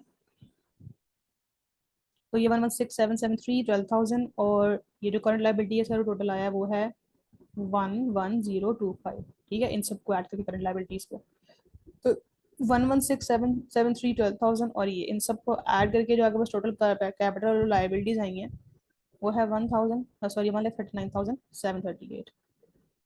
ठीक है, तो ये है आपकी टोटल करंट लायबिलिटीज और कैपिटल, और ये आपके एसेट के इक्वल है। ठीक है, चलें, तो आपकी ये भी जो है वो बैलेंस हो गई।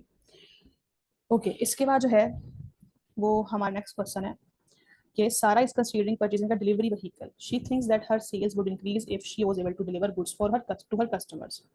She would charge a small amount to her customers to cover the cost of delivery. So, advise Sarah whether or not she should purchase a delivery vehicle. Justify your answer by providing two advantage and two disadvantage of purchasing delivery vehicle. Okay, तो इसमें जो है वो हमने simply वही advice करनी है।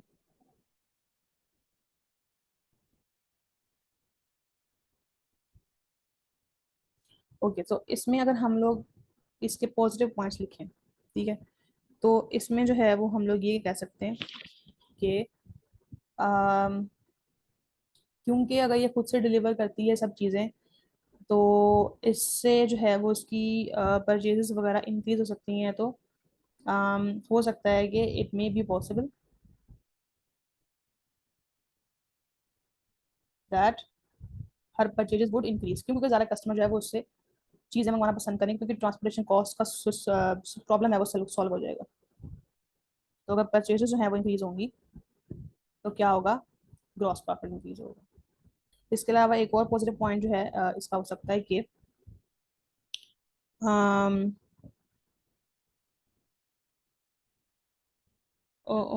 इसके अलावा इसको रनिंग कॉस्ट जो होगी वो, क्योंकि डिलीवरी कॉस्ट उसने कस्टमर से ही पूरी करनी है, तो इट मीन्स कि वो जो उसकी रनिंग कॉस्ट होगी वो उसके डिलीवरी चार्जेस के अंदर ही ऑफसेट हो जाएगी। तो उससे एक्सपेंसेस को उतना कुछ ज़्यादा जो है वो अफेक्ट नहीं होगा। तो डिलीवरी चार्ज,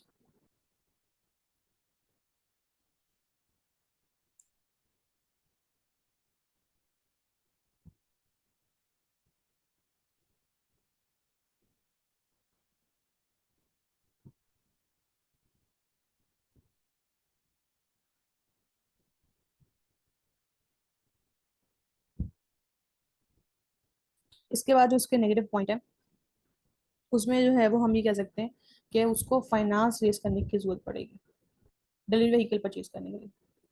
तो ऑलरेडी उसका बैंक ओवरड्राफ्ट है वो बहुत ज़्यादा है।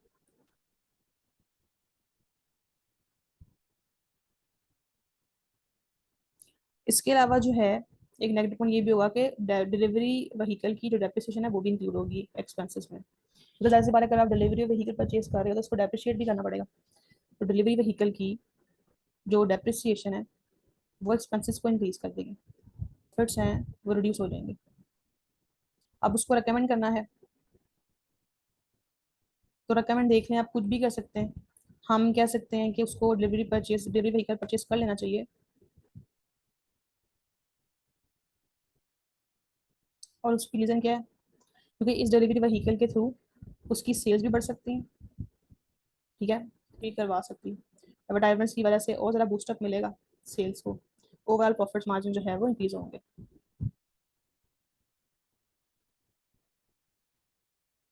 ठीक है, चलो। अच्छा, इसके बाद जो है वो है कि state the meaning of term revenue receipt. तो रेवेन्यू रिसीट की जो है वो हमने मतलब बताने क्या होता है। ओके, तो रेवेन्यू रिसीट क्या होता है।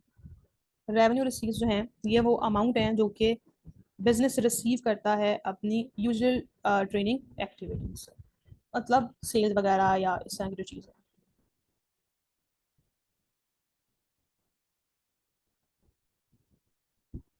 Bye it's training activities.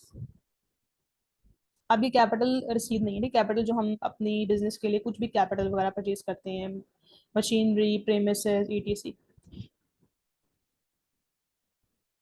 ये सिंपली वही है जो हम लोग प्रोडक्ट्स बेचते हैं वहां से अर्निंग करते हैं।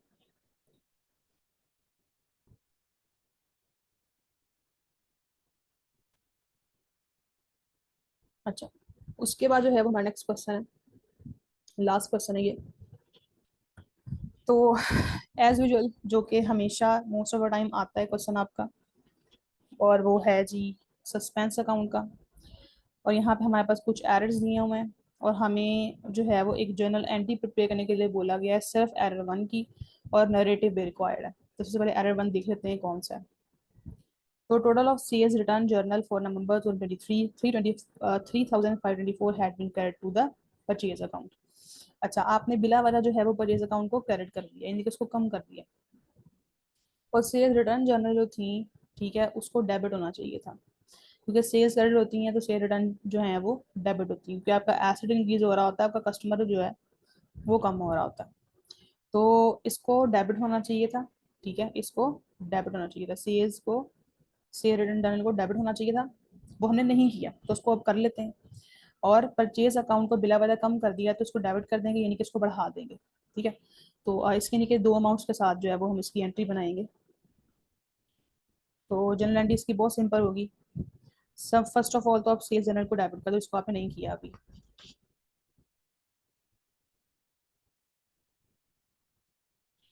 जो कि है 3524,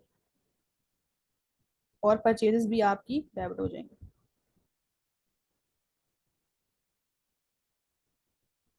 तो जहाँ पे कुछ ही क्रेडिट साइड पे वहाँ पे क्या आएगा, सस्पेंस। तो सस्पेंस होगा आपका 7048। और नरेटिव भी रिक्वायर्ड है, नरेटिव लिख लेते हैं, being correction to posting of sales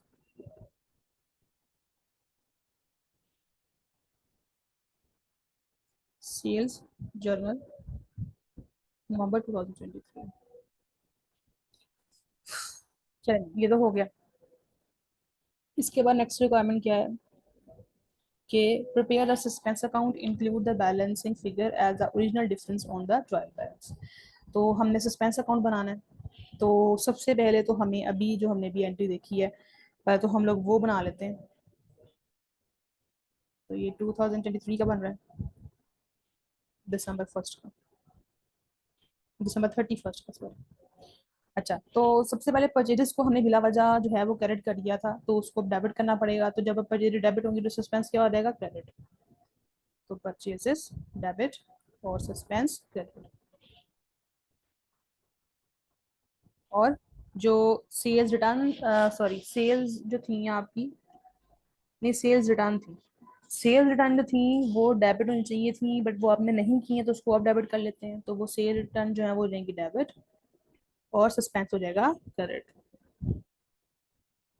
ये बेसिकली यहाँ पे सस्पेंस ही क्रेडिट हो रहा है, रेफरेंस में जो है वो आ रही है। तो अगर सेल रिटर्न क्रेडिट पे लिखी हुई है तो इट मींस के सस्पेंस क्रेडिट हो रहा है, सेल्स नहीं क्रेडिट हो रही है। आई होप कि आपको डबल एंट्री सिस्टम के बारे में पता होगा।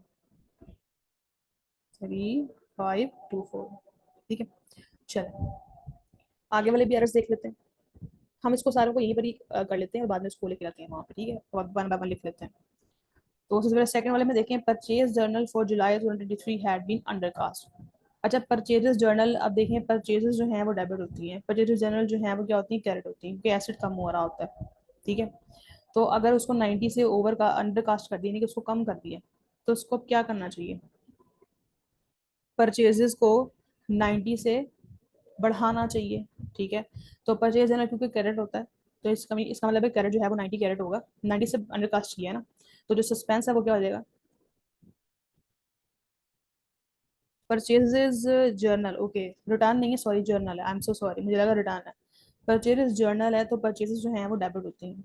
तो उसको अगर अंडर कास्ट कर दिया 90 से, तो इट मीन्स कि उसको क्या होना चाहिए, उसको डेबिट होना चाहिए, उसको बढ़ाना चाहिए 90 से, तो सस्पेंस क्या हो जाएगा, क्रेडिट 90 से। फिर उसके बाद total of sales journal for May 2023 19415 had not been posted to the sales account. Sales account में हमने इसको पोस्ट नहीं किया, तो हमें पता है कि सेल्स अकाउंट में ही क्रेडिट होना था, लेकिन हमने नहीं किया है, तो उसको क्रेडिट करेंगे। और जो आपका सस्पेंस है वो डेबिट हो जाएगा। तो सेल्स जर्नल जो है वो होगा क्रेडिट, और जो सस्पेंस है वो हो जाएगा डेबिट। फिर उसके बाद जो है वो है कि payment receive from P metal $129 had been debit to the account of M metal petal, sorry. तो क्योंकि आपने ये अमाउंट रिसीव की है, तो ये आपका कस्टमर है, लेकिन आपने इसको किसी और के अकाउंट में डेबिट कर दिया हुआ है, मतलब एम पैटल के अकाउंट में डेबिट कर दिया हुआ है। तो एम पैटल को हमने बिला वजह इंक्रीज कर दिया, तो इसको क्रेडिट कर देंगे। और क्योंकि आपको पी पेडल से अमाउंट रिसीव हुई थी, तो अगर ये आपका कस्टमर है तो इट मीन्स के इसको रिड्यूस करना पड़ेगा, क्योंकि जब जब हमें अमाउंट्स मिल जाती हैं अपने कस्टमर से, तो हम उनको कम करते हैं, नहीं कि उसको क्रेडिट करते हैं। तो इसने भी क्रेडिट होना है और इसने भी क्रेडिट होना है, क्योंकि उसको हमने डेबिट कर दिया है, बिला वजह इसको बढ़ा दे, इसको कम करेंगे। तो ये दोनों एंट्रियां जो है वो डेबिट साइड, डेबिट डेबिट ही होंगी, सॉरी क्रेडिट होंगी। ये डेबिट है, क्रेडिट हो जाएगी। और ये पी पैटल को हमने जो है वो पेमेंट उनसे रिसीव हुई थी, तो उसको क्रेडिट करना चाहिए था, लेकिन हमने इसको नहीं किया। तो ये दोनों एंट्री जो है वो क्रेडिट होंगी, सॉरी, ये दोनों एंट्री जो है वो आपकी क्रेडिट होंगी। अब मैं दोबारा से करती हूँ क्यों क्रेडिट होंगी। पेमेंट आपको रिसीव हुई है पी मेटल से, जो कि आपका कस्टमर है। जब भी हमें अपने कस्टमर से कोई भी पेमेंट मिलती है, तो हम उसको कम करते हैं, यानी कि उसको क्रेडिट करते हैं। जब हम क्रेडिट, जब जब जब हमारे क्रेडिटर्स जो है वो, डेटर्स जो है वो बढ़ते हैं, हम उनको डेबिट करते हैं। जब जब वो कम होते हैं, यानी कि जब हमें उनसे पेमेंट मिल जाती है, तो हम उसको क्रेडिट करते हैं। और हमने गलती से किसी और को किसी और कस्टमर को जो है वो हमने डेबिट कर दिया, तो इसको भी क्रेडिट करना पड़ेगा और इसको भी क्रेडिट करना है, क्योंकि उसको पहले नहीं किया था तो उसको अब करेंगे। तो अगर ये दोनों क्रेडिट हो रहे होंगे तो फिर सस्पेंस क्या हो जाएगा, डेबिट हो जाएगा। ठीक है। फिर उसके बाद 5 वाले में देखें, कैपिटल जो है वो आपने इंट्रोड्यूस किया 5,000, ठीक है, आपने इन्वेस्ट किया है, लेकिन आपने उसको बैंक अकाउंट में तो डेबिट कर दिया, लेकिन आपने कैपिटल को क्रेडिट नहीं किया। तो आप कैपिटल को क्या कर लेंगे, क्रेडिट कर लेंगे, तो सस्पेंस क्या हो जाएगा, डेबिट हो जाएगा। ठीक है, जहाँ पे कुछ नहीं है वहां पे सस्पेंस आएगा। फिर उसके बाद जो है, rent payment 500 had be post to rent expense account as $50। अच्छा, रेंट पेमेंट जो है वो आपने 500 करनी थी और आपने गलती से उसको रेंट एक्सपेंस अकाउंट में 50 के तौर पर लिख दिया हुआ है। तो इट मीन्स के 450 से अब उसको इंक्रीज करना पड़ेगा। तो रेंट पेमेंट या रेंट अकाउंट जो है वो होगा आपका, क्या होगा, डेबिट। तो सस्पेंस क्या हो जाएगा, क्रेडिट। ठीक है। चलें, तो हम जो है उसको लिख लेते हैं नीचे। अब मैं बस इसको लिखती हूँ क्योंकि हम डिस्कस कर चुके हैं।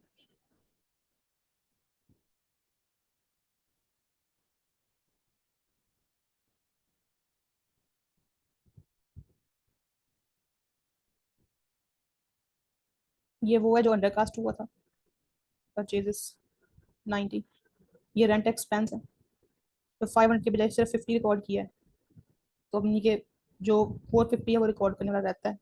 तो रेंट एक्सपेंस हो जाएगा डेबिट और सस्पेंस हो जाएगा क्रेडिट 450 से। फिर इसके बाद जो है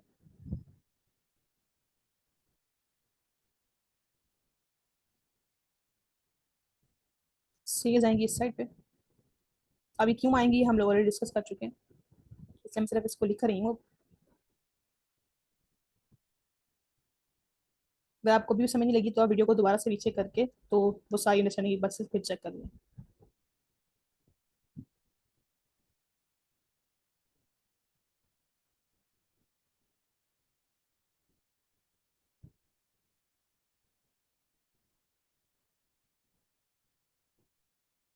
तो ये आपकी डेबिट साइड जो है वो हैवी है और इसका जो बैलेंस है वो है 24673। इसको यहाँ पे भी लिखेंगे और ये सारी की सारी जो क्रेडिट साइड है उसको माइनस कर देंगे। तो आपका जो डिफरेंस है वो फिर क्रेडिट साइड पे आ रहा है, जो शायद शॉर्ट है वही डिफरेंस है आपका ट्रायल बैलेंस का। तो माइनस करके इस टोटल अमाउंट में से ये सारी क्रेडिट साइड माइनस करके जो भी आंसर आ रहा है वो आपका difference as per trial balance होगा।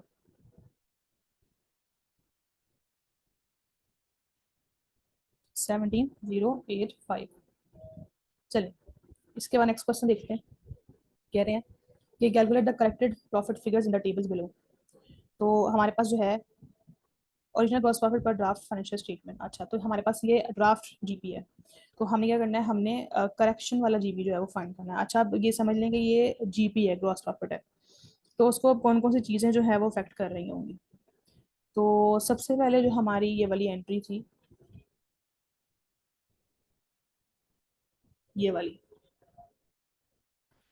Total sales return. अच्छा, टोटल सेल्स रिटर्न है, सेल्स रिटर्न जो है वो अगर बढ़ती हैं, ठीक है, अब आपने ये याद रखना है कि सेल्स जो सेल्स है अगर ये बढ़े तो जीपी भी बढ़ता है। ठीक है। और जो कॉस्ट ऑफ गुड्स सोल्ड है अगर ये बढ़े तो जो जीपी है वो कम होता है। ठीक है। और इस तरीके से अगर सेल्स कम होंगी और GP cost of goods sold बढ़ेंगी तो जीपी कम होगा। इसी तरीके से अगर सेल्स बढ़ेंगी और कॉस्ट ऑफ गुड्स सोल्ड कम होगी तब भी जीपी इंक्रीज होगा। अब कॉस्ट ऑफ गुड्स सोल्ड में कॉस्ट ऑफ गुड्स सोल्ड का बढ़ती हैं, जितनी चीजें इसमें ऐड हो रही हैं कॉस्ट ऑफ गुड्स सोल्ड में, ठीक है, वो सब चीजें जो है वो कॉस्ट ऑफ गुड्स सोल्ड को बढ़ाएंगी, जितनी चीजें लेस हो रही हैं वो कॉस्ट ऑफ गुड्स सोल्ड को कम करेगी, यानी कि क्लोजिंग इन्वेंट्री। अब यहाँ पे जो सेल्स रिटर्न रिटर्न है, ठीक है, तो ये सेल्स को कम करेंगी, तो अब हम उसको रिकॉर्ड कर रहे हैं। तो इट मीन्स कि ये जो अमाउंट है 3524 ये कम कर रही होगी सीएस को, तो ऑटोमेटिकली जीपी भी कम होगा। फिर इसके बाद हमने परचेज अकाउंट को बिला वजह डेबिट कर दिया था, यानी कि हमने कॉस्ट ऑफ गुड्स को कम कर दिया था, क्योंकि परचेजेस जो है वो ऐड हो रही होती है ना कॉस्ट ऑफ गुड्स में, तो वो कॉस्ट ऑफ गुड्स को बढ़ा रही होती है। तो हमने जब इसको पहले क्रेडिट किया था तो हमने कॉस्ट ऑफ गुड्स को कम कर दिया था, लेकिन अब हम उसको ठीक कर रहे हैं, हम लोग उसको डेबिट कर रहे हैं फिर भी उसको। जब हम उसको डेबिट कर रहे हैं तो कॉस्ट ऑफ गुड्स बढ़ेगी, जब कॉस्ट ऑफ गुड्स बढ़ेगी 3524 से, तब भी जीपी क्या होगा, डिक्रीज होगा। तो इट मीन्स कि ये दोनों अमाउंट यानी कि 3524 × 2 ये दोनों अमाउंट जो है वो आपको आपके जीपी को कम कर रही हैं। तो इसलिए जो है वो हम इसको माइनस करेंगे।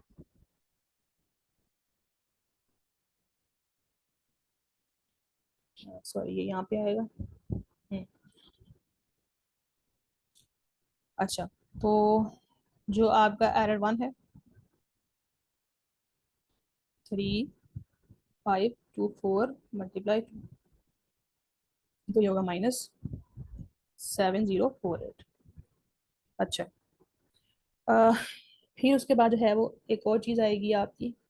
अब देखो ये जो M part L P metal का जो था, इसका नहीं इसमें कोई भी काम, क्योंकि ये इंडिविजुअल के अकाउंट्स है, तो इसमें जीपी का कोई भी काम नहीं है, तो ये इंडिविजुअल अकाउंट्स है इसलिए ये इसमें इंक्लूड नहीं है। अच्छा, उसके बाद जो है वो एरर टू है, परचेज जर्नल। तो परचेज जर्नल जो था उसको आपने अंडरकास्ट कर दिया था 90 के साथ, अब उसको बढ़ा दोगे। जब परचेज बढ़ जाएंगे तो कॉस्ट ऑफ गुड्स सोल्ड बढ़ेगी, जब कॉस्ट ऑफ गुड्स सोल्ड बढ़ेगी तो जीबी क्या हो जाएगा, कम हो जाएगा, तो इसलिए 90 को क्या करेंगे, माइनस करेंगे।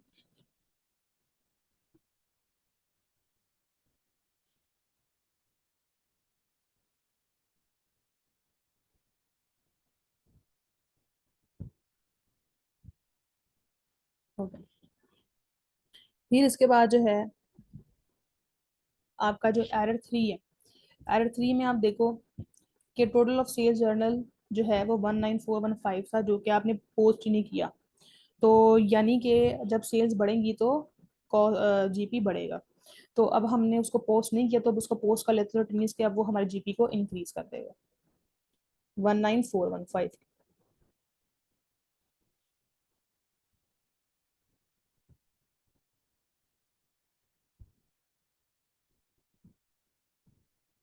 तो आपके पास जो है वो आफ्टर करेक्शन जो आया है, ये एरर वन और एरर टू इन दोनों को मिला के, तो आपके पास आता है टोटल आपने माइनस करना है वो है 7138। देखिए इन दोनों का डिफरेंस आ गया। फिर उसके बाद इसमें से इसको माइनस कर दें, या नॉर्मली आप इसमें से इसको माइनस करें, इसको माइनस करें, फिर इसको ऐड करें, आपकी मर्जी है। तो ये आपके पास आ रहा है 78500। हाँ ये सॉरी।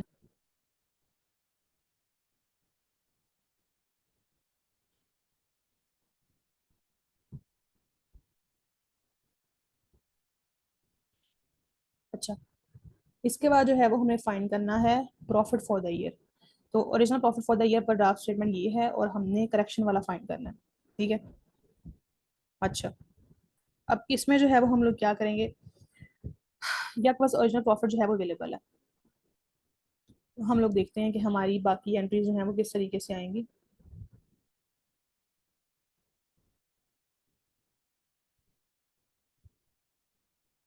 यहीं से हम लोग जो है वो देख लेते हैं। अच्छा, ये वो हमारी एरर थ्री वाल के ऊपर चले जाते हैं, चलें। ये जो आपका एरर आया है, ये फर्स्ट वाले एरर के हिसाब से जो था सेवन, कितना था, आई थिंक 7048। ठीक है। उसके बाद जो है वो सेकंड आपका एरर आया, जिसमें आपने परचेज को अंडरकास्ट करी था 90 से। ठीक है। फिर उसके बाद जो है वो थर्ड एरर, इसमें आपकी जो टोटल सेल्स है उसको ही आपने रिकॉर्ड नहीं किया। ठीक है।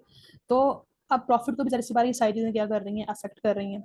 तो सिंपली जो, क्योंकि सेल्स जर्नल का जो बैलेंस है जो कि 19415 है, अब वो पहले रिकॉर्ड नहीं हुआ था, अब रिकॉर्ड हो गया, तो वो प्रॉफिट को इंक्रीज कर देगा। लेकिन इसके साथ साथ जो है वो परचेजेस भी इंक्रीज हुई हैं पहले से, तो ये 90 इसमें से माइनस होगा। फिर इसके अलावा ये जो सेल्स रिटर्न है ये भी माइनस होंगी। ठीक है। लेकिन साथ ही साथ क्योंकि परचेजेस जो थी वो भी आपने पहले गेट करी थी, तो वो इंक्रीज होगी, तो ये भी माइनस होंगी। तो सिंपली जो हमारे पास इसका यहाँ पे जो हमने किया ना, एक सेकंड।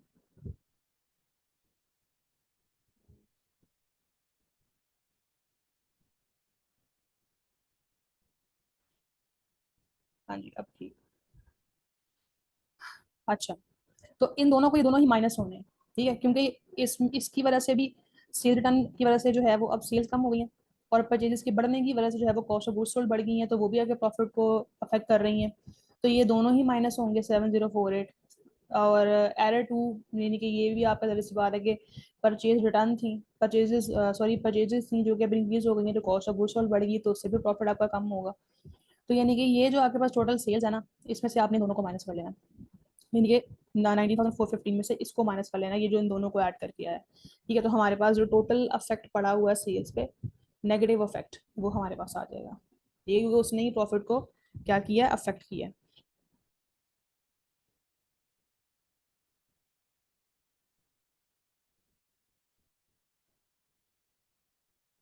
तो इन दोनों को अगर आप करें 19,415 माइनस ये 7138 को,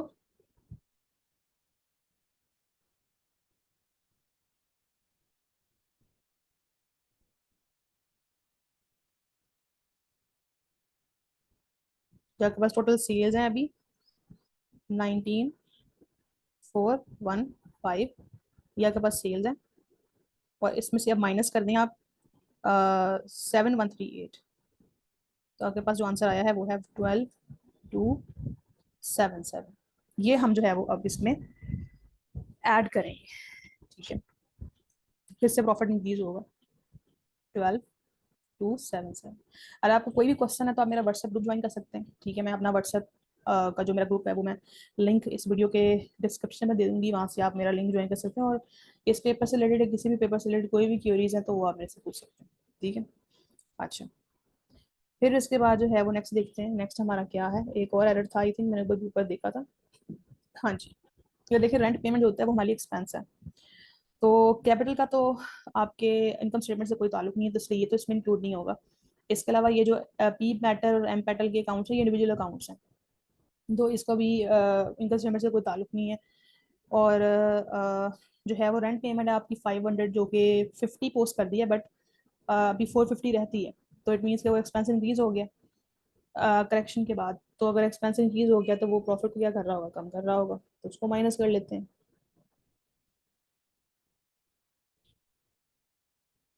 यहाँ पे लिख लेती हूँ कि ये जो आपके पास आया है यह है adjustment to adjustment in total sales, या आप बोल सकते हो नेट सेल्स, ठीक है। अच्छा, फिर इसके बाद इसमें से आपका, और वो है 450, तो आपके पास जो प्रॉफिट फॉर द ईयर आएगा, यहाँ पे सिर्फ हमें लिखना है प्रॉफिट फॉर द ईयर, इसमें से इसको माइनस कर लें 28,750 प्लस दिस एंड माइनस 450, तो ये आपके पास जो है वो आ गया टोटल इस साल का प्रॉफिट 4,0,577, ठीक है। चलें, इसके बाद नेक्स्ट हमारा क्वेश्चन है, ये लास्ट क्वेश्चन है, वो है कि सनीता का जो जीपी मार्जिन है, यानी कि ग्रॉस प्रॉफिट पे जो उसकी सेल्स का जो परसेंटेज है वो 40% है, और अब हमने उसकी सेल्स रेवेन्यू फाइंड करना है, तो बहुत इजी है। हम देखेंगे हमारा ग्रॉस प्रॉफिट क्या है, क्योंकि उसके ऊपर जब हम लोग 40% लगाएंगे तो हमारे पास सेल्स आ जाएंगे, ठीक है। तो ग्रॉस प्रॉफिट जो था वो हमारे पास, हमने भी ऊपर फाइंड किया था, वो 78,500 था, ठीक है। तो जीपी जो है वो हमारे पास है 78,500, और हमारे पास जो मार्जिन है यानी कि जीपी का 40% सेल्स है, ठीक है, सिंपल इसका मतलब ये है। तो सिंपली अब इसको जो है वो आप 40% से मल्टीप्लाई कर लें, तो 78,500 मल्टीप्लाई 40 डिवाइडेड बाई 100, तो आपके पास जो आएगा आंसर सेल्स का यानी कि रेवेन्यू का वो है 196250, तो ये हमारी सेल्स है, ठीक है। चलें, ये पेपर आपका कंप्लीट हो चुका है, तो अगर आपको कोई भी क्वेश्चन है, ठीक है, तो आप मेरा व्हाट्सएप ग्रुप ज्वाइन कर सकते हैं, वहाँ पे और स्टूडेंट्स भी हैं, तो व्हाट्सएप ग्रुप का लिंक जो है वो अपने दूसरे भी O levels and A levels business and accounting के स्टूडेंट्स के साथ शेयर करें, चाहे वो Edexcel O A levels, I G C S E A levels Edexcel में हैं, अडेक्सल के थ्रू कर रहे हैं, या कैम्ब्रिज के थ्रू कर रहे हैं, तो आप उनके साथ शेयर करें। और इसके अलावा मेरे पास पेपर सेशंस जो हैं वो भी चल रहे हैं, तो अगर आपने लेट सपोज के एडमिशन लेना है तो वो भी आप ले सकते हैं, ठीक है। ओके, अल्लाह हाफिज़।